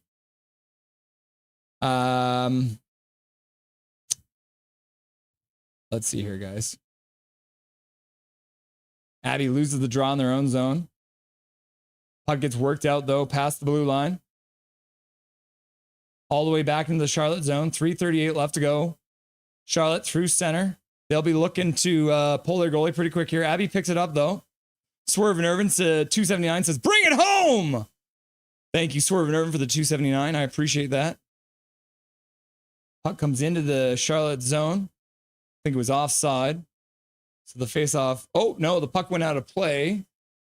So now the faceoff will be deep in Charlotte's zone with 3:24 left to go. And who scored? I will show you now. We can get to it before they drop the puck. So it was, oh, you guys can't even see this, right? Because I messed stuff up here. Let's try to fix the showing. John Leonard, Jack Devine, Sammy Blay, Danilo Klimovich, and Linus Karlsson are your scorers tonight for both teams. Charlotte wins the draw in their own zone. Puts the puck out center, intercepted there by the Canucks. They'll flip it back in. Capo Kakinen cues it up behind his net. Charlotte now throws it all the way down to the Canucks blue line, drops it there. Now they skate in with some speed, shot to the front of the net, gets blocked. Drag move, and then another block by Kudratsev. And then Charlotte puts it down low behind the goal line. They have pulled the goalie now. So 6-on-5 now with 3 minutes left. Charlotte plays it down to the near side boards. Down into the corner, in behind the net. Puck rolls. They try and work it out front. Abbotsford has a stick blow up. Puck gets played up the boards. They manage to get back to the bench before the play gets down low. Charlotte plays it up to the blue line near side, into the middle, plays to the far side. Now it comes back to the near side blue line. Shot to the front of the net. Shilov's covers it up. And then the Charlotte checker player throws himself on top of Shilov's. And the Abbey Canucks will give him a rough ride for his trouble. That little crack, Chris Kulo, throwing himself at Shilov's after the whistle had already gone. Didn't even get cross-check or anything. Puck to the front of the net. And Chris Kulo, well after the whistle, comes in and attacks Shilov's. Absolute BS. Faceoff will be in the Abbey zone to Shilov's left. Major Minor donating 5 gifted memberships. You guys are crazy. Major Minor coming in with 5 gifted memberships. Big Mac donating a gifted membership as well earlier. I missed that one. Big Mac donating a gifted membership. Thank you very much. Akash getting the free gifted membership. Thank you very much, Big Mac, and congratulations, Akash, getting that free gifted membership. And then Major Minor donating a 5 gifted memberships. Getting wild out here. And then Brandon gets one. And then Andrew gets one. And I got one. Russell Gorner got one. What the heck? And then Dave DeVilliers got one. Major Minor with another 5 gifted memberships. Thank you very much. And thank you, Big Mac, as well for the gifted membership. Charlotte has taken a face-off. The Shrek! The Shrek! The Shrek is here, everyone. Be cool. The Shrek is here. Nick Taylor in the house. Woot woot, says Scott Wood. Dijon Mustard says Canucks Glow. Mount Netter says Nux fan for life. 11. Keith wants more goals. Huang Sulong says, let's go Tuesday morning in Taiwan. Watching all the way from Taiwan. There we go. We got a bunch of people watching from all the world. Flipping all night. Shots. Jason Cormos, thank you for the stream. Go Baby Canucks. You're very welcome, Jason. The Kyle says, thanks. You're welcome. 1K watching says Big Mac. What a block by Kudratsev, says Dustin. Glenn D. Artie making so many amazing saves. Scott Wood, I see a huge win for the Canucks organization. Go Green. Flipping all night's got his eyes out. Charlotte wins the draw. Abbotsford picks it up. Plays it out. Oh, they can't get it past. Shot to the front of the net. Goes wide. The Charlotte checkered player breaks his stick now. He's playing it with his hands. Abby working it up the boards. Played across the blue line, though, by Charlotte. Shot to the front of the net. That gets blocked. Puck comes to the other side. Charlotte plays it back to the blue line. They probably have the stick now. Puck comes out to the high slot. Sordiff plays it down to the far side. Back to Sordiff on the point. High slot, middle. Back to the face-off dot. Gets blocked. Abby chips it down the ice. Good weight on that one. 1:54 left to go. Not enough for icing. So Abby's going to be able to change. Charlotte plays the puck all the way down to Abby's zone. They had to wait to get a man tagged up. Mancini chips it off the boards, out to center. Skips past the Charlotte checker player. So it's no icing because the Charlotte checker player had to play on the puck. Abbotsford plays at the net. Empty net, and it goes off the side of the net on the puck that got rung around the boards. Charlotte now brings it out, plays it up to the blue line. Chipped over to the near side boards, into the far near corner, rings it around the boards. Max Sasson there, chips it up to the blue line, loses his stick. Charlotte works it down behind the net, plays over to the front of the net. Puck jumps over Okuliar's stick, puck up the boards. Abbotsford off the glass and down the ice. That's going to be icing with 1:10 left to go. 8 as the puck rolls down. That's an icing call. Abbotsford relieving the pressure. My hands are starting to shake, everyone. 1:08 left to go. Icing call. Learn the rules. If you're Abby, do you take a timeout right now? Or do you just go with it? I think now there's some confusion by the bench. Checkers are coming on and off the bench. They're lining up for the face-off now, so it's still 6-on-5. In the Abbey zone. Face-off to Shilov's left. Come on, baby, in the net. Let's go! Everything is perfect. When the Vancouver Canucks win, this chat will be 10,000 with 10 messages per second. That'd be insane to see. Yep. I'm nervous as hell, says Carly. All right, face off. Max Sasson can't win it, though. Charlotte back to the blue line. Shot to the front of the net, goes wide, comes back out front off the board. Skoog throws it to the net. Shilov directs it to the side. Another glove on the ice. Charlotte plays the puck behind the net. Skoog tries to play it out front. Mancini blocked that. Now Nielsen jumps on, or Carlson's there. He flips it, gets it out all the way down the ice. Puck rolls into the Charlotte zone all the way down behind the net. That's going to be another icing call with 46 seconds left to go in the third period of play of Game 6 of the Calder Cup Finals between the Abbotsford Canucks and the Charlotte Checkers. My name is Russ Holiday. This is Nothing is Perfect, and this is crazy stuff going on, guys. 1336 watching. Let's go, Canucks, says Milosh. And Rome says, hit that like and subscribe button to all you new people. Oh, my goodness. It's like Steve Dangle. Johnny Canuck believes, says John Kindler. Jordan's Zwicker, thank you. You're very welcome. Oh, my goodness. I'm here. Go Abby, says Brian Tossoff. Welcome back, Brian Tossoff. Bunch of hands in the air, so they're going to redo the face-off. Sasson taking the draw again. To Shilov's left. Sasson wins it back. Mancini rings it around the boards. Abbotsford picks it up. Can't get it. Oh, and then they work it out all the way down the ice. Puck rolls past the Charlotte Checker player. And then it's not icing because it went past the Charlotte Checker player. They ring it all the way down the ice into the Abbey zone. They tip it in into the near side corner. 30 seconds left. Phil DiGiuseppe now pinning it to the boards. We got a full-on rugby game there. Lockwood there. Phil DiGiuseppe. Asplund manages to work it up. Abbotsford jumps on the puck, though. Will Lockwood tries to play it up. Now Abby Wouters plays it up. Abbotsford manages to fight it over the blue line. And then the Charlotte Checkers bring it back in offside with 7 seconds left to go. The faceoff will come outside the blue line. Charlotte has to make a decision. Do they keep their goalie out? They have had all their players on the ice this whole time. They're absolutely exhausted. 7 seconds left to go. Faceoff outside the Canucks blue line. 1381 people watching. Dijon Mustard saying, Canucks glow, Canucks glow. David saying, yeah! Come on, boys, says our ASMR Colorworks. ASMR Colorworks. Oh, my goodness. 7 seconds left. Charlotte wins the draw. They skate in. They take a shot towards the net. Goes high and wide. Comes around. In behind. Into the corner. And just like that, be resilient. Next man up. The Abbey Canucks, no doubt, never lost 2 games in a row in this Calder Cup Finals. And the Abbey Canucks are Calder Cup champions. Woo! Can you believe it? Hashtag you love to see it. Woo! Little voice crack for you. I'm getting too excited. The boys are celebrating. The boys are celebrating. Oh my gosh.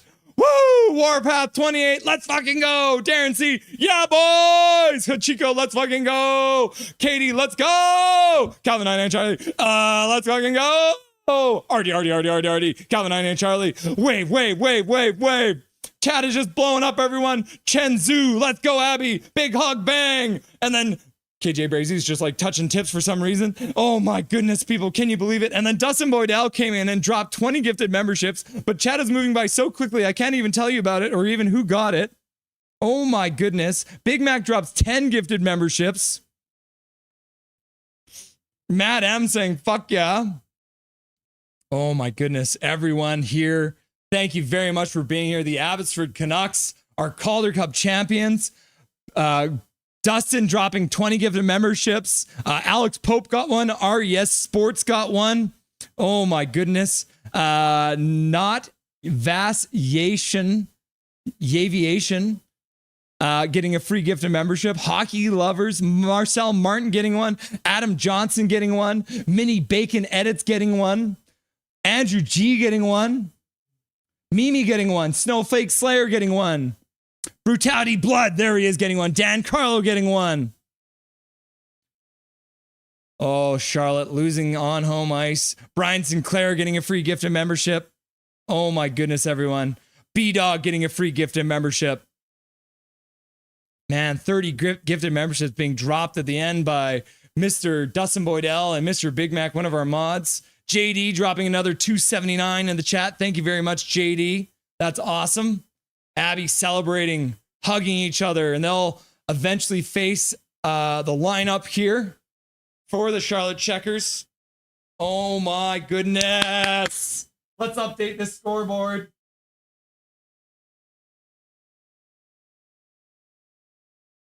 And Abby no longer leads.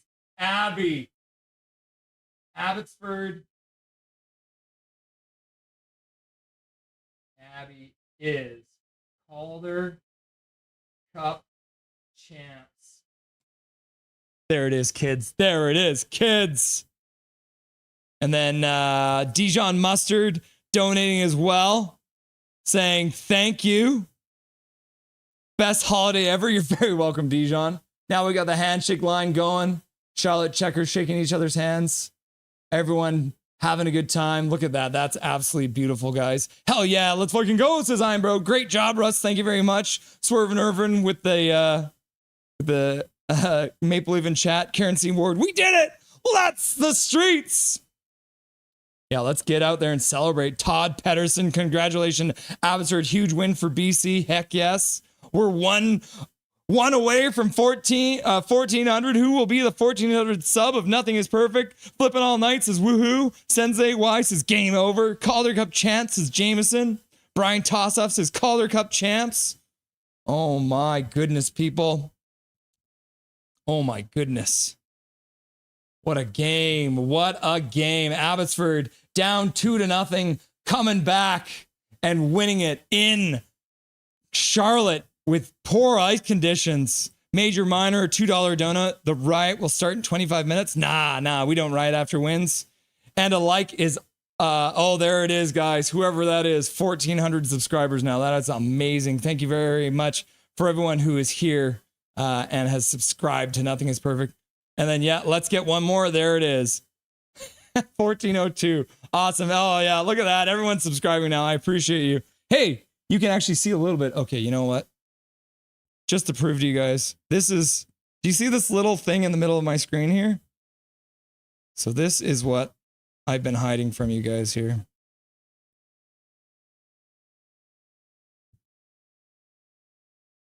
Isn't that sweet? So there it is. Calder Cup champions, Abbotsford Canucks. I am showing you a little bit of the feed. Hopefully I don't get shut down for this right now, but there it is. The Abbey Canucks celebrating. Amazing. Okay. When they're about to hand out the trophy, I'll show you guys that. I'm not allowed to actually show you guys the feed, but I am going to do it when they start handing out the trophy. So we'll do that. How about that? Oh my goodness, everyone. Oh my goodness, everyone. Katie, congrats on all your growth on the channel this season, Russ. So proud of you. And of course, Rusty and Dusty Sideshow / post game. Very crazy. Hashtag you love to see it. Oh my goodness. All right. The boys have their hats on. They got their Calder Cup champion hats on. I'll have to get some of those. Yeah, there's Ryan Johnson, general manager of the Abbey Canucks. He's on the ice. Dustin Boydell showing up. Actually, 2 donos coming in here. Got Glenn D donating. I think, did chat just die? What's going on?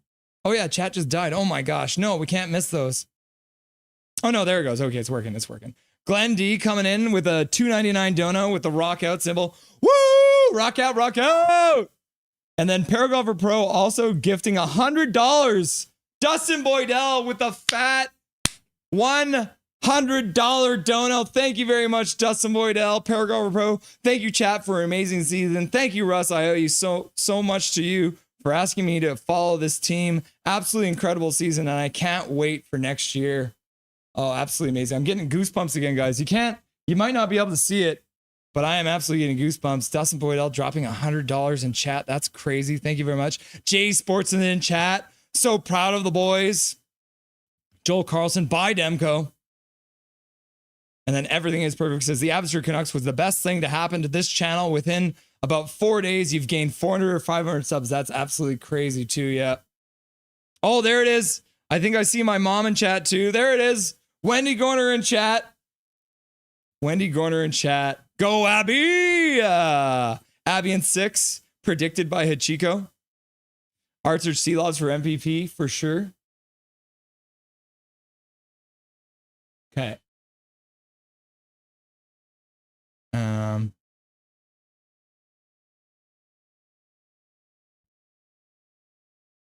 Well, actually, you know what? They're about to hand out the Butterfield trophy, which is the trophy for well, they're still just kind of milling about. So I think while we wait for this, let's do this. I think I know what I'm going to do here. All right, let's go like this. Transfer this. Oh, wait. Oh, yeah, there it is.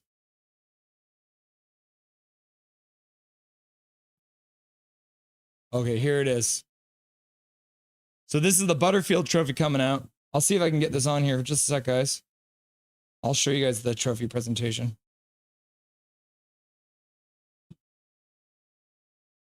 Okay, who's going to get it? Who do you think gets the Butterfield trophy? Jack A. Butterfield trophy. All right. Let's get crazy out here, guys.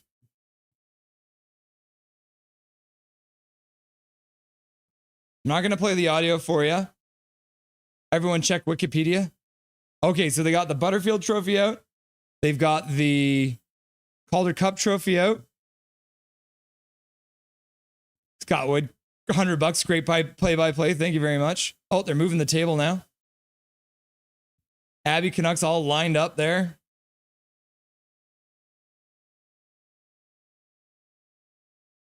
Well-deserved $100. Thank you very much. Laugh out loud. They did zoom in and show the name. Yeah, the Butterfield trophy. The Jack A. Butterfield trophy.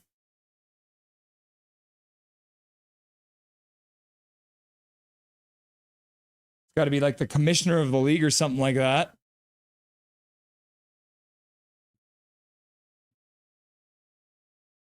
Okay, guys, I'm just going to... Sorry, guys.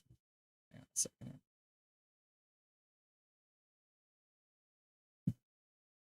Oh, no, it's doing weird stuff. I got to bring this back over here.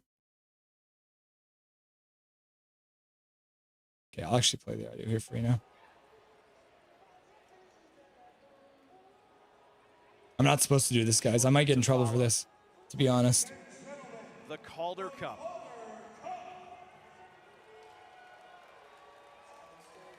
The second highest trophy in North America, professional hockey.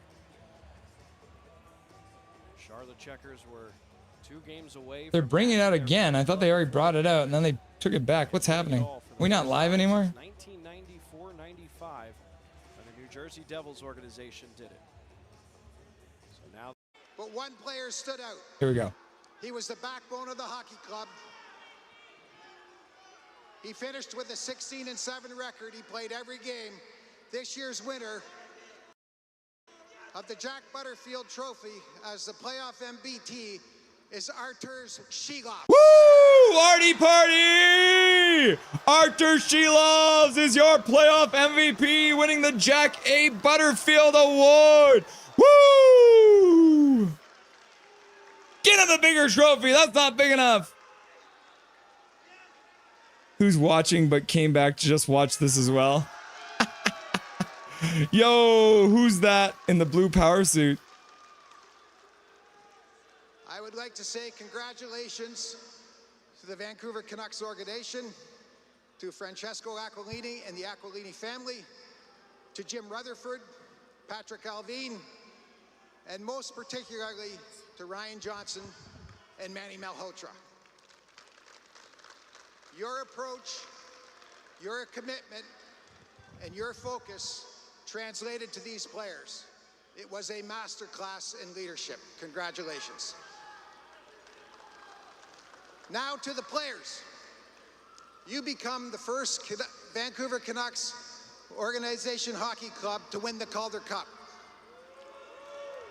You become the first team from the Pacific Division to win the Calder Cup. First team ever in the Pacific Division to win the Calder Cup. And because you went 39-1-1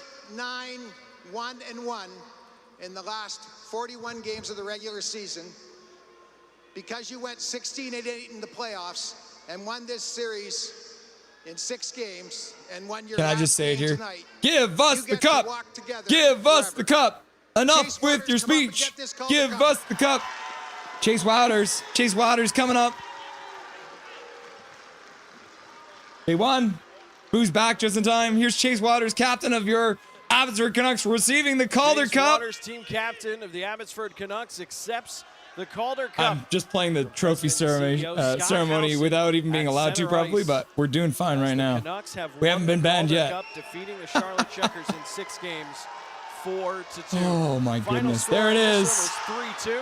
The Canucks. Oh, just it's spent such a some time in beautiful Charlotte scene. partying with the cup. Abby Canucks, the first team ever in the Pacific Division to win the Calder Cup. Unreal, guys. Unreal. What a beautiful sight. Linus Carlson led all scorers. So in who gets the points cup first, guys? Do you think for Shilovs gets this it first? Abbotsford Canucks team. Oh, doing a circle there. Oh my goodness, James everyone. was so good.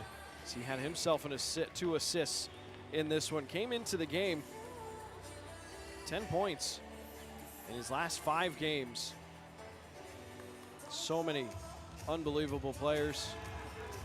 Ah, look at Now that. John Stevens, the 8th-year pro out of Springfield, Mass. Oh yeah, John Vegas Stevens. Golden Knights assistant He didn't coach actually John. play tonight, He's but been they around the brought him out American on the Hockey ice. League He for was quite in his some time. uniform. John Stevens, the longtime trade Abbotsford off. Canuck, getting the Give it first to Breeze touch of the Blois. cup. So you Guillaume love to see Breeze that. Blois, another veteran, All right, guys. I don't want to 8 play years that for in the too league. long. You can kinda We're gonna see a bring trend Dustin on going now. here So as the I'm going veterans are getting a to get back chance. to the bar, and we will keep you guys up to date on everything Canucks right now. That's awesome to see.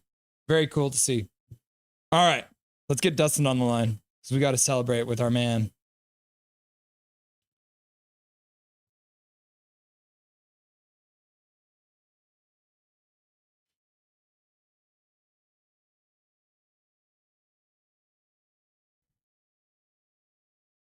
I have expected to end up seeing Dustin just like chugging beers or something like that, you know, like got some champagne out or something, but no. He's chilling. He's chilling. All right. Without further ado. My microphone ready. Oh, you didn't have your mic ready. Okay, you're good now though, right? I'm good now. Yeah, I completely forgot to even pull it down. It's not like me coming back from the break Yeah, muted. I'm a little discombobulated here. Like, this is what it feels like to be a champion. I don't know if I ever thought I'd feel this feeling before. Like, this is the closest thing so far. Like, now I want a Stanley Cup just that much more. And with a bunch of guys who have a first of all- championship like this now too, they got to be pushing the big boys. And they did mention there in the speech from the commish, right? Big thing for the Abbotsford Canucks Yep. organization. Oh, it's huge. And like, I think he mentioned their record going back into the regular season, like 39-10-1 to finish the year. Like, that's unreal. But Manny wasn't ready to coach in the NHL, and Shilovs was never going to get it done in the playoffs. And I mean, this whole team all year has grown so much under Malhotra and the coaching. That run from January on wasn't a fluke. They kept going on those long win streaks, and you can see why. Just the way they fight hard, even when they're behind in a game. Tonight came from down and didn't give up. And once they get that lead, they make it really tough for the other team to come back. They just don't make mistakes very often. And when they do make mistakes, Shilov's, 2.01 goals against average and a 931 save percentage in the playoffs. Those are unreal numbers. Well, you look at it here. I've got the stats that you want, but you don't really need. I've slightly updated it just with some of the numbers because I wanted to show this to everyone. So by the end of this series, if we're talking about just this series, Artur Shilov's faced 229 shots from the Charlotte Checkers and only allowed 15 goals, which means that their shooting percentage was 6.55, which quick math means that he had a 9.345 save percentage in the Calder Cup Finals, a 93%, almost a 94% in the Calder Cup Finals, which is absolutely crazy. Yeah, unreal. And add on to that 5 shutouts, 3 in series clinching games. This guy's superhuman when it comes to championships or world international play. If he can use this as motivation to push in the NHL, he will be pushing hard for the backup job, which is not guaranteed to be Demko's anymore. After that performance and bringing home the MVP trophy, how do you deny him a promotion to the NHL? It's really tough. And, man, there's so many guys on this team. This team is so young. There's so many guys on this team that are going to go into development camp and training camp and just be so friggin' jacked up and ready to go. And they're going to push hard for some of those open positions. And I just can't wait now to get to training camp. Yeah, and it's only a couple months away now because we're playing all the way into the end of June here. I know the draft is in 2 days? Yeah. Well, it's crazy too, right? Because we talked about the ice conditions, and it was obviously a problem pretty much the whole night. Not really much time on the ice, and the puck is rolling and bouncing. But luckily this time it was rolling on the Charlotte Checkers just as much as it was rolling on the Canucks. And I think the Canucks, even more than the first 2 games, I think they did a much better job of understanding that rolling puck and making sure they're just that ever so touch further back in their zone. So when the puck does roll on someone, they've had a man back. And I think they did a much better job tonight at dealing with the bad ice. They absolutely did, for sure. And that's the adjustments that Malhotra has made every series, every game.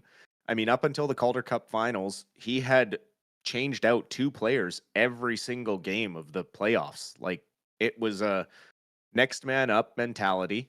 Everyone was ready to go. They even had some young guys along for the ride. Sawyer Mignot has been practicing with the team along with this whole championship run. So he has got a great taste going into his first professional season next year of what it's going to take to get to the end and to win. All of these guys now have learned how to win and learned how to push above and become a team and work together. And it was a top to bottom win from start to finish, and just incredible stuff and adjustments made by Malhotra. And I can't thank you enough for asking me to do this with you and for asking me to focus on the Abbotsford Canucks, because to see the growth of our prospects going into next season has been a huge gift that I didn't even know I was missing out on. I didn't realize how watching them would almost reignite my passion as a Canucks fan because of all the turmoil that went on with the big club this year. It was a nice distraction to be following this club and seeing the growth that is coming along to supplant that bad going into next year. There's just so much good now with the organization. It's almost a reset of everything bad that happened. All these young guys are just going to be fired up and ready to go. And it's really going to force the veterans to be on their toes and ready to go as well. Yeah, speaking of veterans, nice to see John Stevens coming out in full gear. Didn't play. I don't know if he got a game in the playoffs as whole, but man, he has been an absolute beast for the Abbey Canucks over the years. So good to see him being able to come out and hoist that cup. The other one you mentioned, Sawyer Minio. They also had Vilmer Ulrichsen traveling with the team as well, practicing. So a couple of the young prospects that people are getting pretty high on there. Cole McWard still with the team, and Christian Felton. So a bunch of guys with the team practicing. So nice to see some of these guys also getting the praise for working hard in practice as well. Yeah, no, for sure. It's just been incredible experience, and I can't wait to see those guys in games. I mean, Vilmer Ulrichsen, 6'6" and 230. So I can't wait to see what he brings to prospect camp. I can't wait to see those boys in Canucks jerseys, whether it's a big club or small club. Well, the other thing I wanted to touch on was the special teams tonight, because obviously Canucks end up having to kill off 4 power plays. They end up killing off all of them, and then they make good on one of their 2 power plays, scoring 50% on the power play tonight. Pretty huge for a team on the road to kill off 4 penalties and score on the power play. So the special teams game was won by the Canucks tonight. Oh, absolutely. And I mean, if you look at what their penalty kill was, 88% over the playoffs. That's going all the way into the Calder Cup Finals. Yeah. I mean, that's unreal. So it's not crazy for them to kill off 4 in a game. I mean, they went on a run there where they didn't give up any in the playoffs for, I think, 3 series, I think. So it's just really a testament to the system that they play, and they don't take too many chances on the penalty kill. And when they cycle, there's always a guy filling in the hole, and they work together as a 4-man unit better than anyone I've seen in a long time. When you watch this team, it looks a lot like the structure that the 2011 Canucks played with when they went to the Stanley Cup Finals. And that's all experience from Manny Malholtra's playing days. He was along for that ride, and now that translates into his coaching. He knows how to communicate with the players. He knows how to be personable with them and be social with them and joke with them. And every time I see a clip of a player talking about him, they talk about how incredible he is and how easy it is to go to him, even if you have a problem, and they just talk it out. You can see every time, like even at practices, everyone's smiling, even though they're working their butts off. And you see how well our centers do in the face-off dot. We saw it with Aturatu when he was up with the big club as well. All that is work with Manny Malhotra and Harry Mahesh and these guys down in Abbotsford. And also credit to Justin Pogge, who Shelov's had a couple of really bad games early in these playoffs. And after some work with Pogge, he worked out some of those kinks and was really starting to play smarter on the distance shots. And the goaltending coaching has been incredible all season long. And to get him back on track in the playoffs was great. And yeah, I'm speechless almost in the sense of I don't really know what other praise to throw at the club. It's all stuff I've been saying all year, and at this point, it's just like I'm a broken record. Well, I mean, that's the great thing, right? Like when I asked you to come and help out, I didn't know what it was all going to turn into, and I appreciate the amount of work. We've got the Rusty and Dusty Sideshows, I think, up to like 90, and the post games up to like 80, something like that, in the playlist that I got running. So you've been here, you have been the biggest supporter of this channel. So I appreciate everything you've done. And it's been fun for us to keep our eyes, like you said, on this Abbotsford team. Look at this. Like they had 9 power play goals against in the entire playoff run. In 24 games, they only allowed 9, and they scored 18 power play goals. So they're almost, just below a goal a game on the power play. And they only allowed a goal like every other game, less than every other game on the power play. So, but the thing is, and I mean, you've talked about this off air, everyone else has been getting into this now, and they're like, so shocked by everything they're seeing from this Abbey Canucks team. And I'm like, bro, we've been following them the whole season. This is nothing new for us. They've been on a tear ever since January. They're pulling off a St. Louis Blues Cup run, and they just completed it. Absolutely. It's absolutely like that St. Louis Cup run. And I mean, it's just so funny. Like Sammy Blais was a part of that. Mm-hmm. And so he had that experience with St. Louis. And you saw everything he did in these playoffs, getting the power play goal tonight with a wicked shot from the sidewall, beating Kakkonen on the far side and throwing his weight around all playoffs long, just absolutely dominating in that avenue, getting in the other team's head.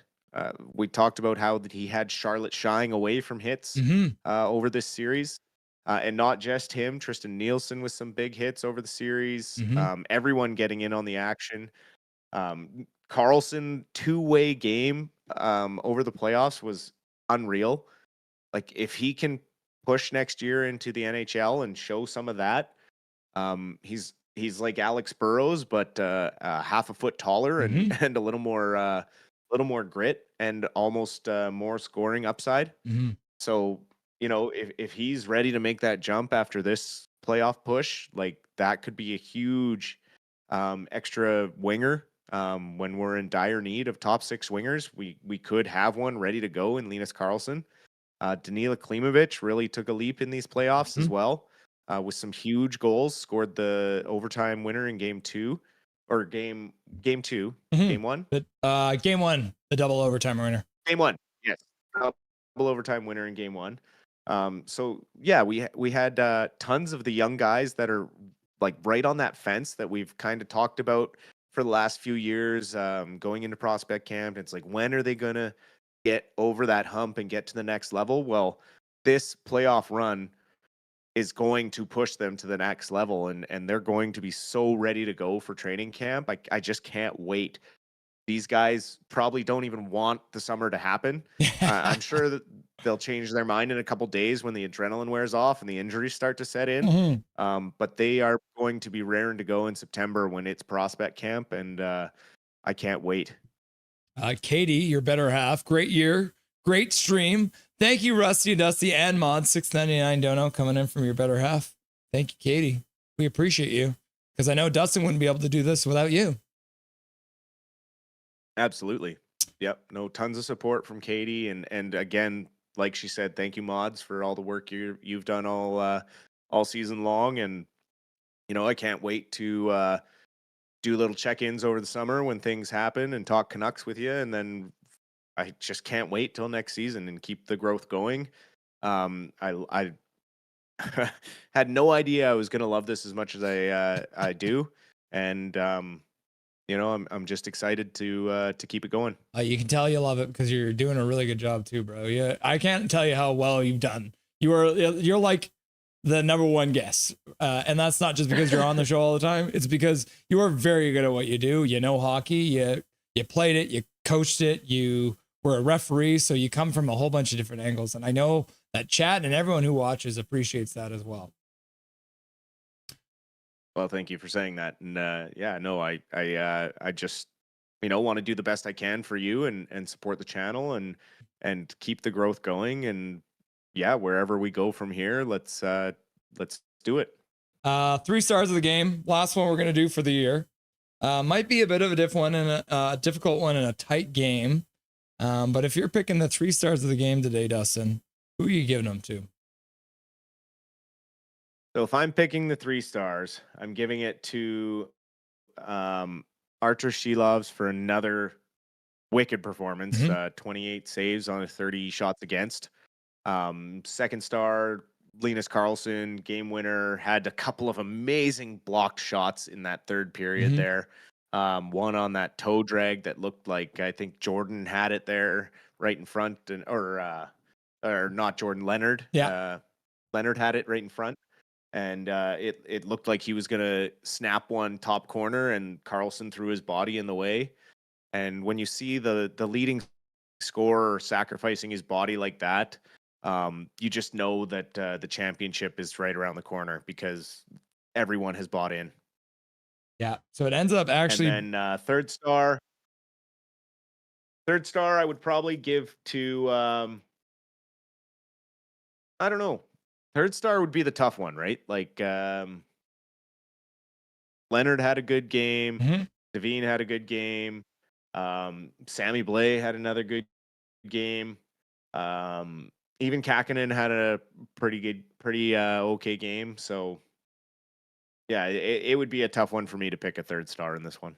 Yeah, it ends up being the young guy, which we've talked a lot about after he got inserted in the lineup.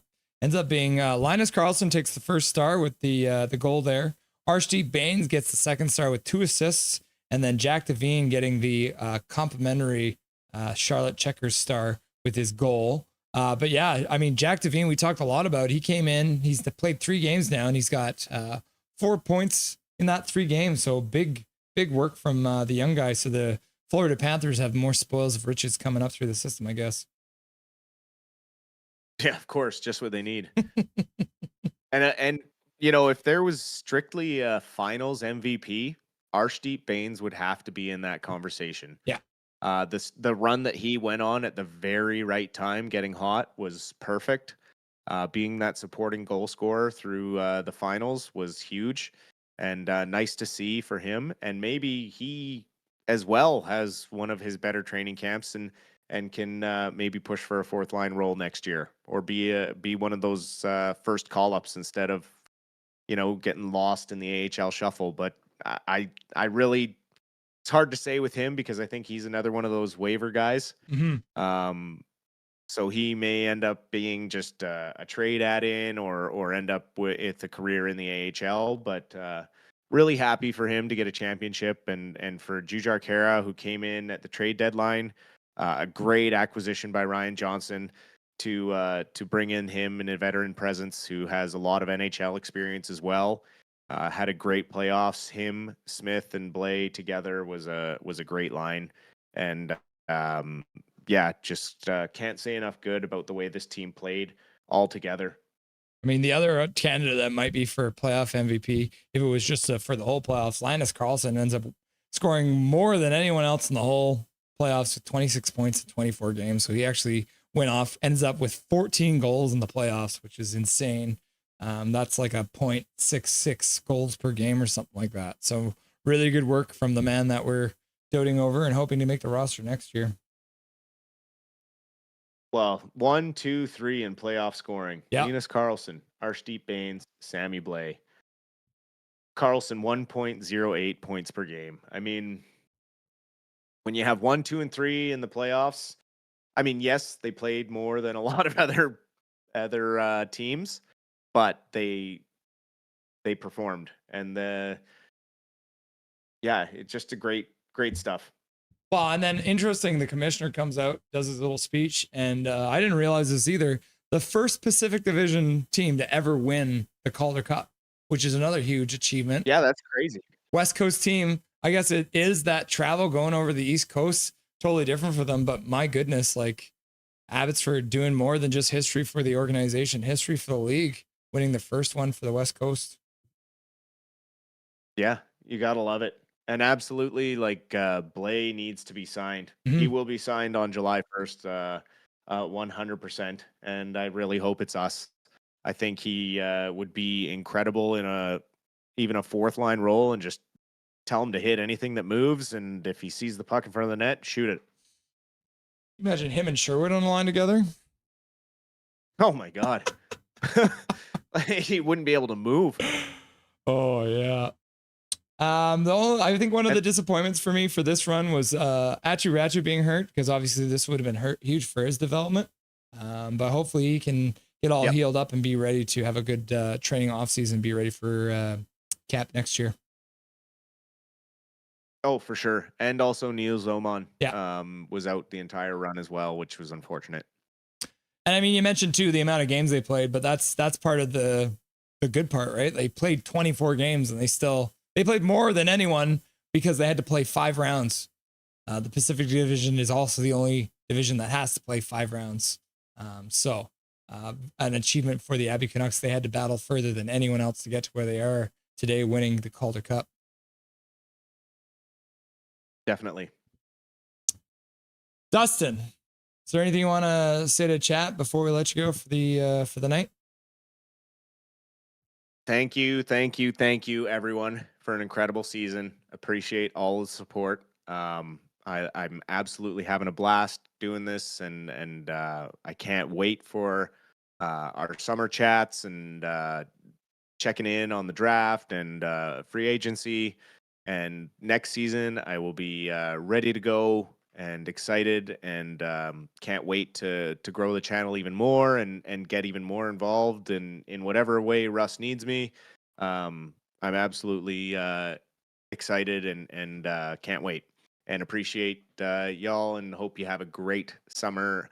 And yeah, we'll be here with your Canucks news when it happens. Yeah, we'll be around. And I figured next year, we started in the preseason this year because we just missed the Young Stars tournament. But coming up in September, it's going to be different this year. This year, it's going to be the Seattle Kraken prospects versus the Vancouver Canucks prospects in just those two teams playing against each other. So I think the plan will be for the first live stream for live Canucks hockey will be against the Seattle Kraken prospect team. I don't know how many games they're going to play, but we'll be live for that. But we will be live throughout the summer. Like Dustin said, we're going to cover a lot of these different news stories that'll be coming out.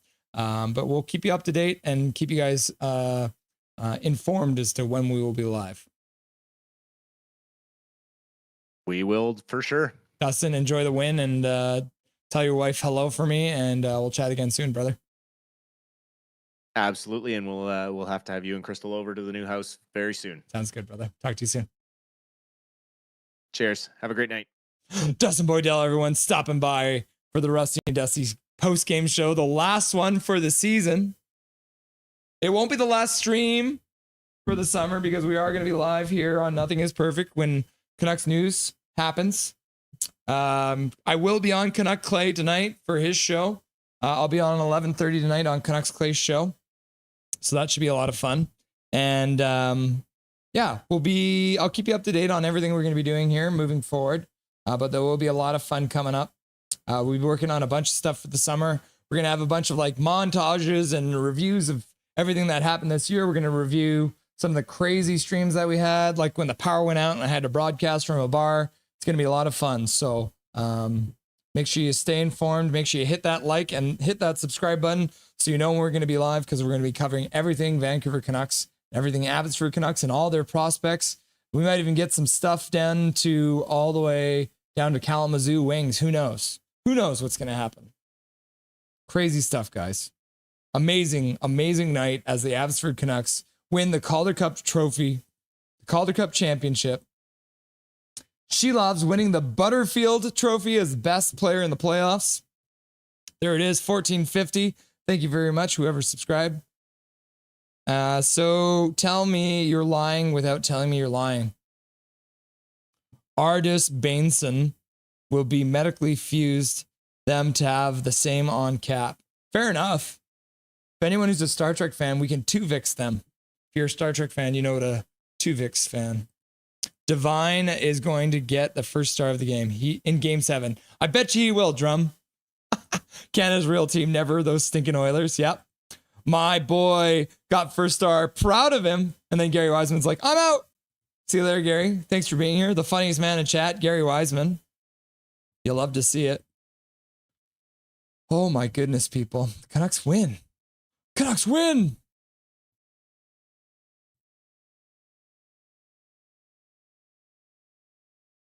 What a season it's been, guys. We started all the way back in the preseason, and now we're here. This guy can't be serious. Why not, KJ? Hashtag twinsies. I got tickets for Game 8, says Gary Wiseman. Thomas says, night straw, Gary. My excitement will last so long. I'm glad to hear that. I love your... Is that a tattoo, Mike? Do you have a Johnny Canuck tattoo? That's sick if that's what that is. Sort of Irvin, KJ, just unblock. Just block. Your life will be better. Calvin 99 Charlie, Gary, you need to stay. Don't leave us! Crying. Gary Wiseman, nice tat, Mike. Yeah, we all agree with that. That's an awesome tat. Drum, Gary, is Game 8 in Abbotsford or Charlotte? Hope you enjoy Game 7, man, says KJ Brazy, laughing and crying. Carly Isaac, I was so nervous for the last 3 minutes in the third. Me too, Carly. Whew, stressful. Dijon Mustard, I can see Baines and Hogs doing well together. Yeah, I think I agree with that, Dijon. And then Big Hog's like, troll clown. And then Mike's like, thank you, Gary. And then Drum's like, thanks, KJ. And then Mike's like, waiting for highlights on YouTube. Blocked City, says KJ. Thank you, everyone. Been a great year. You're very welcome, Thomas. Thank you for being here. It's been awesome getting to know you. Gary Wiseman. Calvin will pop in occasionally if Russ streams during the off season. Yeah, will do. Mike Pasternak. Same smiley face, says Dijon Mustard. Waiting for the highlights. Gary doesn't like us no more. I hope the big boys watch this. I hope they know they will give what they will give to fight for their spots. The unfalvicied kids just showed them glow, get or done. Carlson and Blay need to play for the big boys. Agreed. Block City, bitch. Block City, bitch. Swear jar. Sign Blay. Yeah, hell yeah. Sign Blay. Wham, bam. He's done with us. They didn't win yet. There's a game 6. Game 7. Hashtag nothing is perfect. When's the next members chat? I haven't figured that out, Big Mac, but now that we don't have hockey games to stream, we'll be able to get back onto that members only stream. So we haven't done it in a while because we've essentially been live every other day for the last 3 months. It's been crazy. Christopher in the chat. Carlson Ratu will be with Vancouver next season. I hope so, Christopher. Wessa, says Dijon Mustard. Connor Cahill, first Canadian team since the Marlies to do it in 6 years. I won't stop sighing every now and then. This is a huge accomplishment. Yep. Imagine Sammy Blay goes back to St. Louis. Laugh out loud. No! And the Abbey Canucks won game 7, 69-0. Oh, man. Thomas, that hasn't happened yet, says Drum. Sherwood and Blay would have the opposition team in fits. Yep. Mike Pasternak. Thanks, Russell and Dustin. You're very welcome, buddy. Dijon Mustard, team effort, regular and playoffs. Yep. On NHL 24, I have Quinn playing first left wing. Laugh out loud. You made Quinn Hughes a forward? Drum, read the scoreboard. What's this over here? See this one? Love the jersey, Dustin. Yep. He's got the Abbey Canucks jersey. The kind of guys we need if we ever go up against Florida. True. You guys rule, though, says Daniel. Thank you, Daniel. Major Minor, Artie. And then Thomas says, thank you, Rusty and Dusty. She loves Big Mac, Jake Stakes Hockey, Dobby, Trevor Linden, Crystal, Coconuts Glow. And then Big Mac's first stage of grieving, denial. Until next preseason, says Ichigo. Thank you for your broadcasts. We were very impressed. Thank you very much, Terry. Thank you very much, Terry. I love the kind words. Salandini. Terry Salandini. Game over, says Mike. Aiden Kelly. Nothing is perfect. We need to see Darberton, and Dobby needs to see the champs. Yeah, we haven't shown you Dobby yet tonight, have we?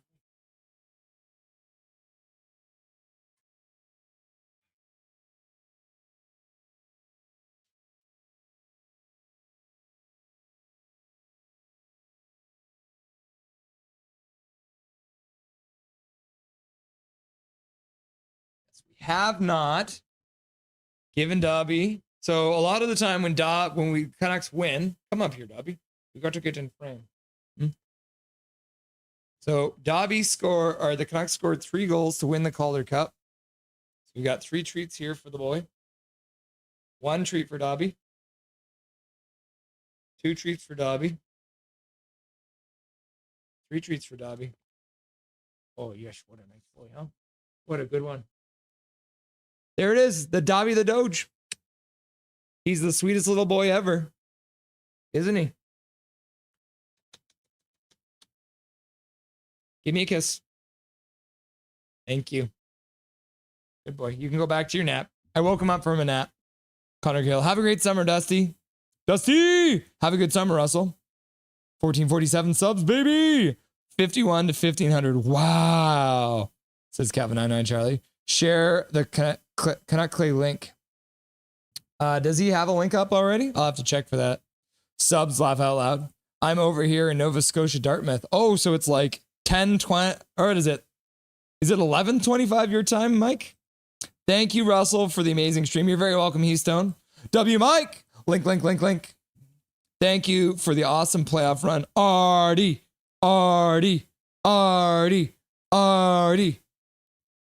Says Guy Train Alphen. And then Major Minor's like, Artie. Check my chat, Russ. Yeah, I did see that, brother. It's sick. So it is your tattoo. That's awesome. Just the beginning, says Major Minor. Got 4 years ago, I got it. Oh, very cool. Yeah, Johnny Canuck is one of my favorite Canucks symbols. I wanted the Canucks, the Vancouver Canucks to use it, but I'm happy the Abbey Canucks are using it. 100%. I don't think you can buy Abbey Canucks jerseys online. Mike, just for the record, I said nice tat first. Laugh out loud. Jack Shin, go Canucks, go. Chase Waters, what a captain. Yep, you're right, Jack Shin. Absolutely. And then Big Hog has shared the stream link for Canuck Clay. So there's the Canuck Clay stream. So I will be on at 11:30 tonight. 11:30 with Canuck Clay. Go Canucks, go, says Rod. Welcome back, Rod. Long time no see, buddy. Game over. Thanks, Calvin, says Mike. So cool, says Scott Wood. Swear jar. Mike Pasternak. I'm talking about it too much, but I love the Canucks. Born in Vancouver. Now you live all the way on the East Coast. Huang Slong. Big win. Huang Sulang. Big win. Time for some Tuesday Taiwan Day drinking to celebrate with the boys. Very cool, Huang. Nice to have you watching all the way from Vietnam. Or from Taiwan. PWHL Draft Tuesday. Connor Cahill. Oh my God, at Russell, do you have to read these things phonetically? Notice my misspellings? I do sometimes. I try to fix it, but it's hard sometimes. Laugh out loud. That means, can you imagine if it was like I was going to read this book to you guys tonight? Can you imagine how bad that would be?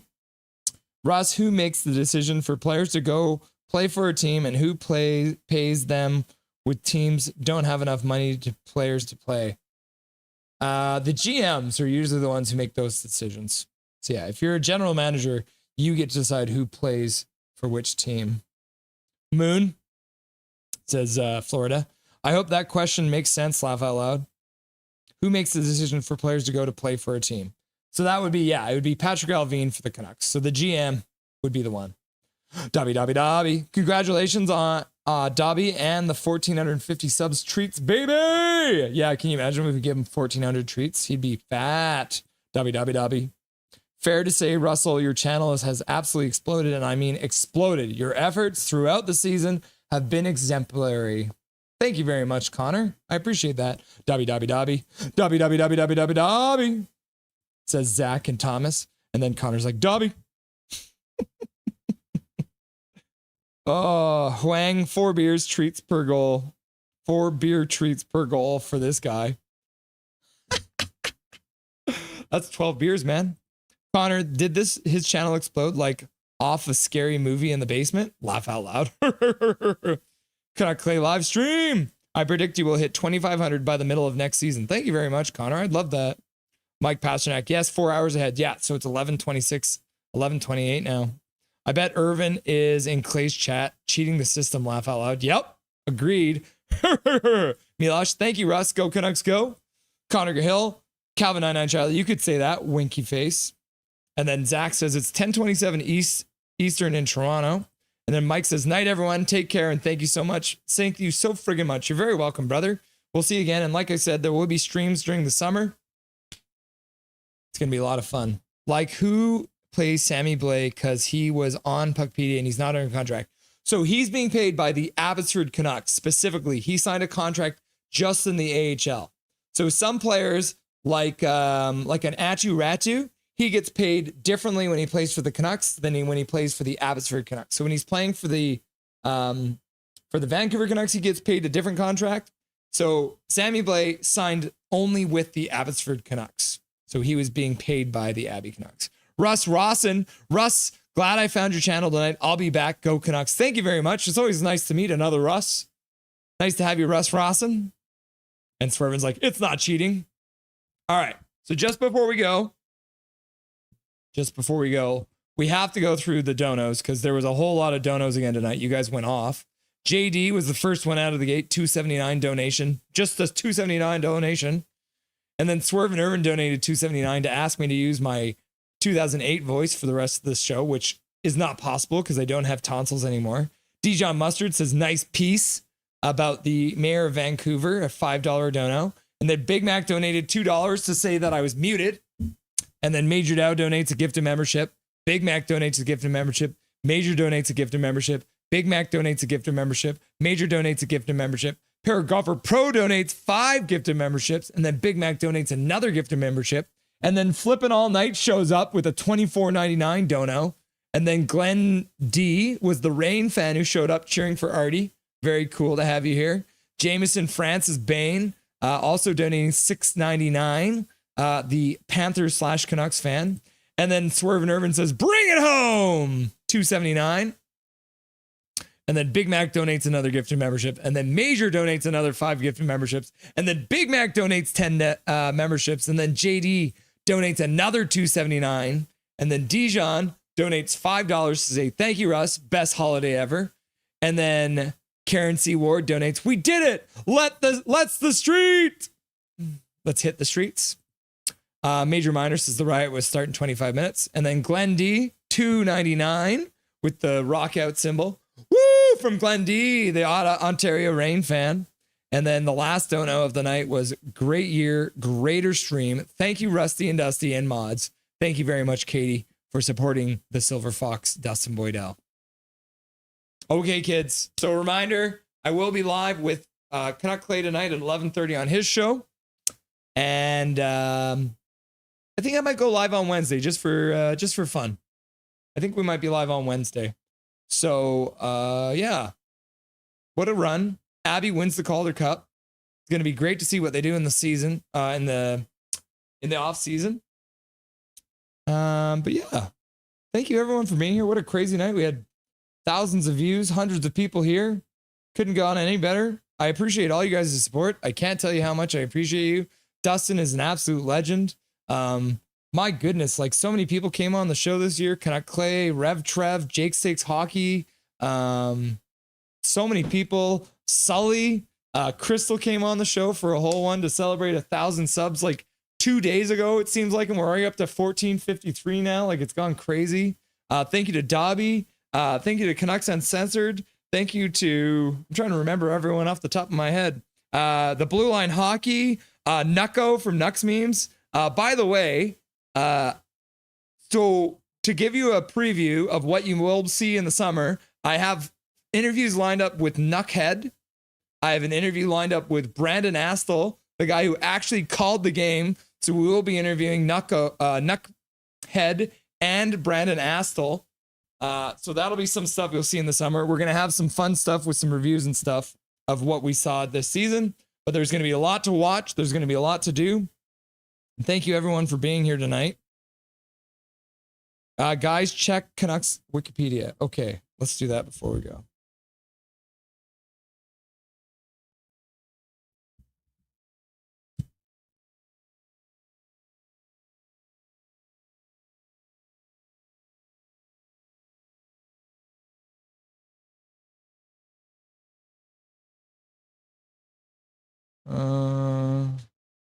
Yeah, it's already been updated. But is there something specifically I'm supposed to be saying here, Swerve Nerd? Because they have already updated it. So they have Calder Cup champions right there.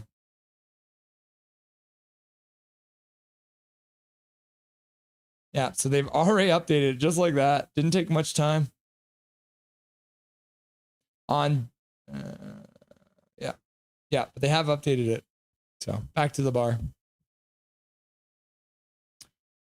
By the way, I was in Clay's stream last night, laugh out loud. If you watch it, I advise him to get his dog Mickey as a homage to Dobby, laughing and crying, laugh out loud.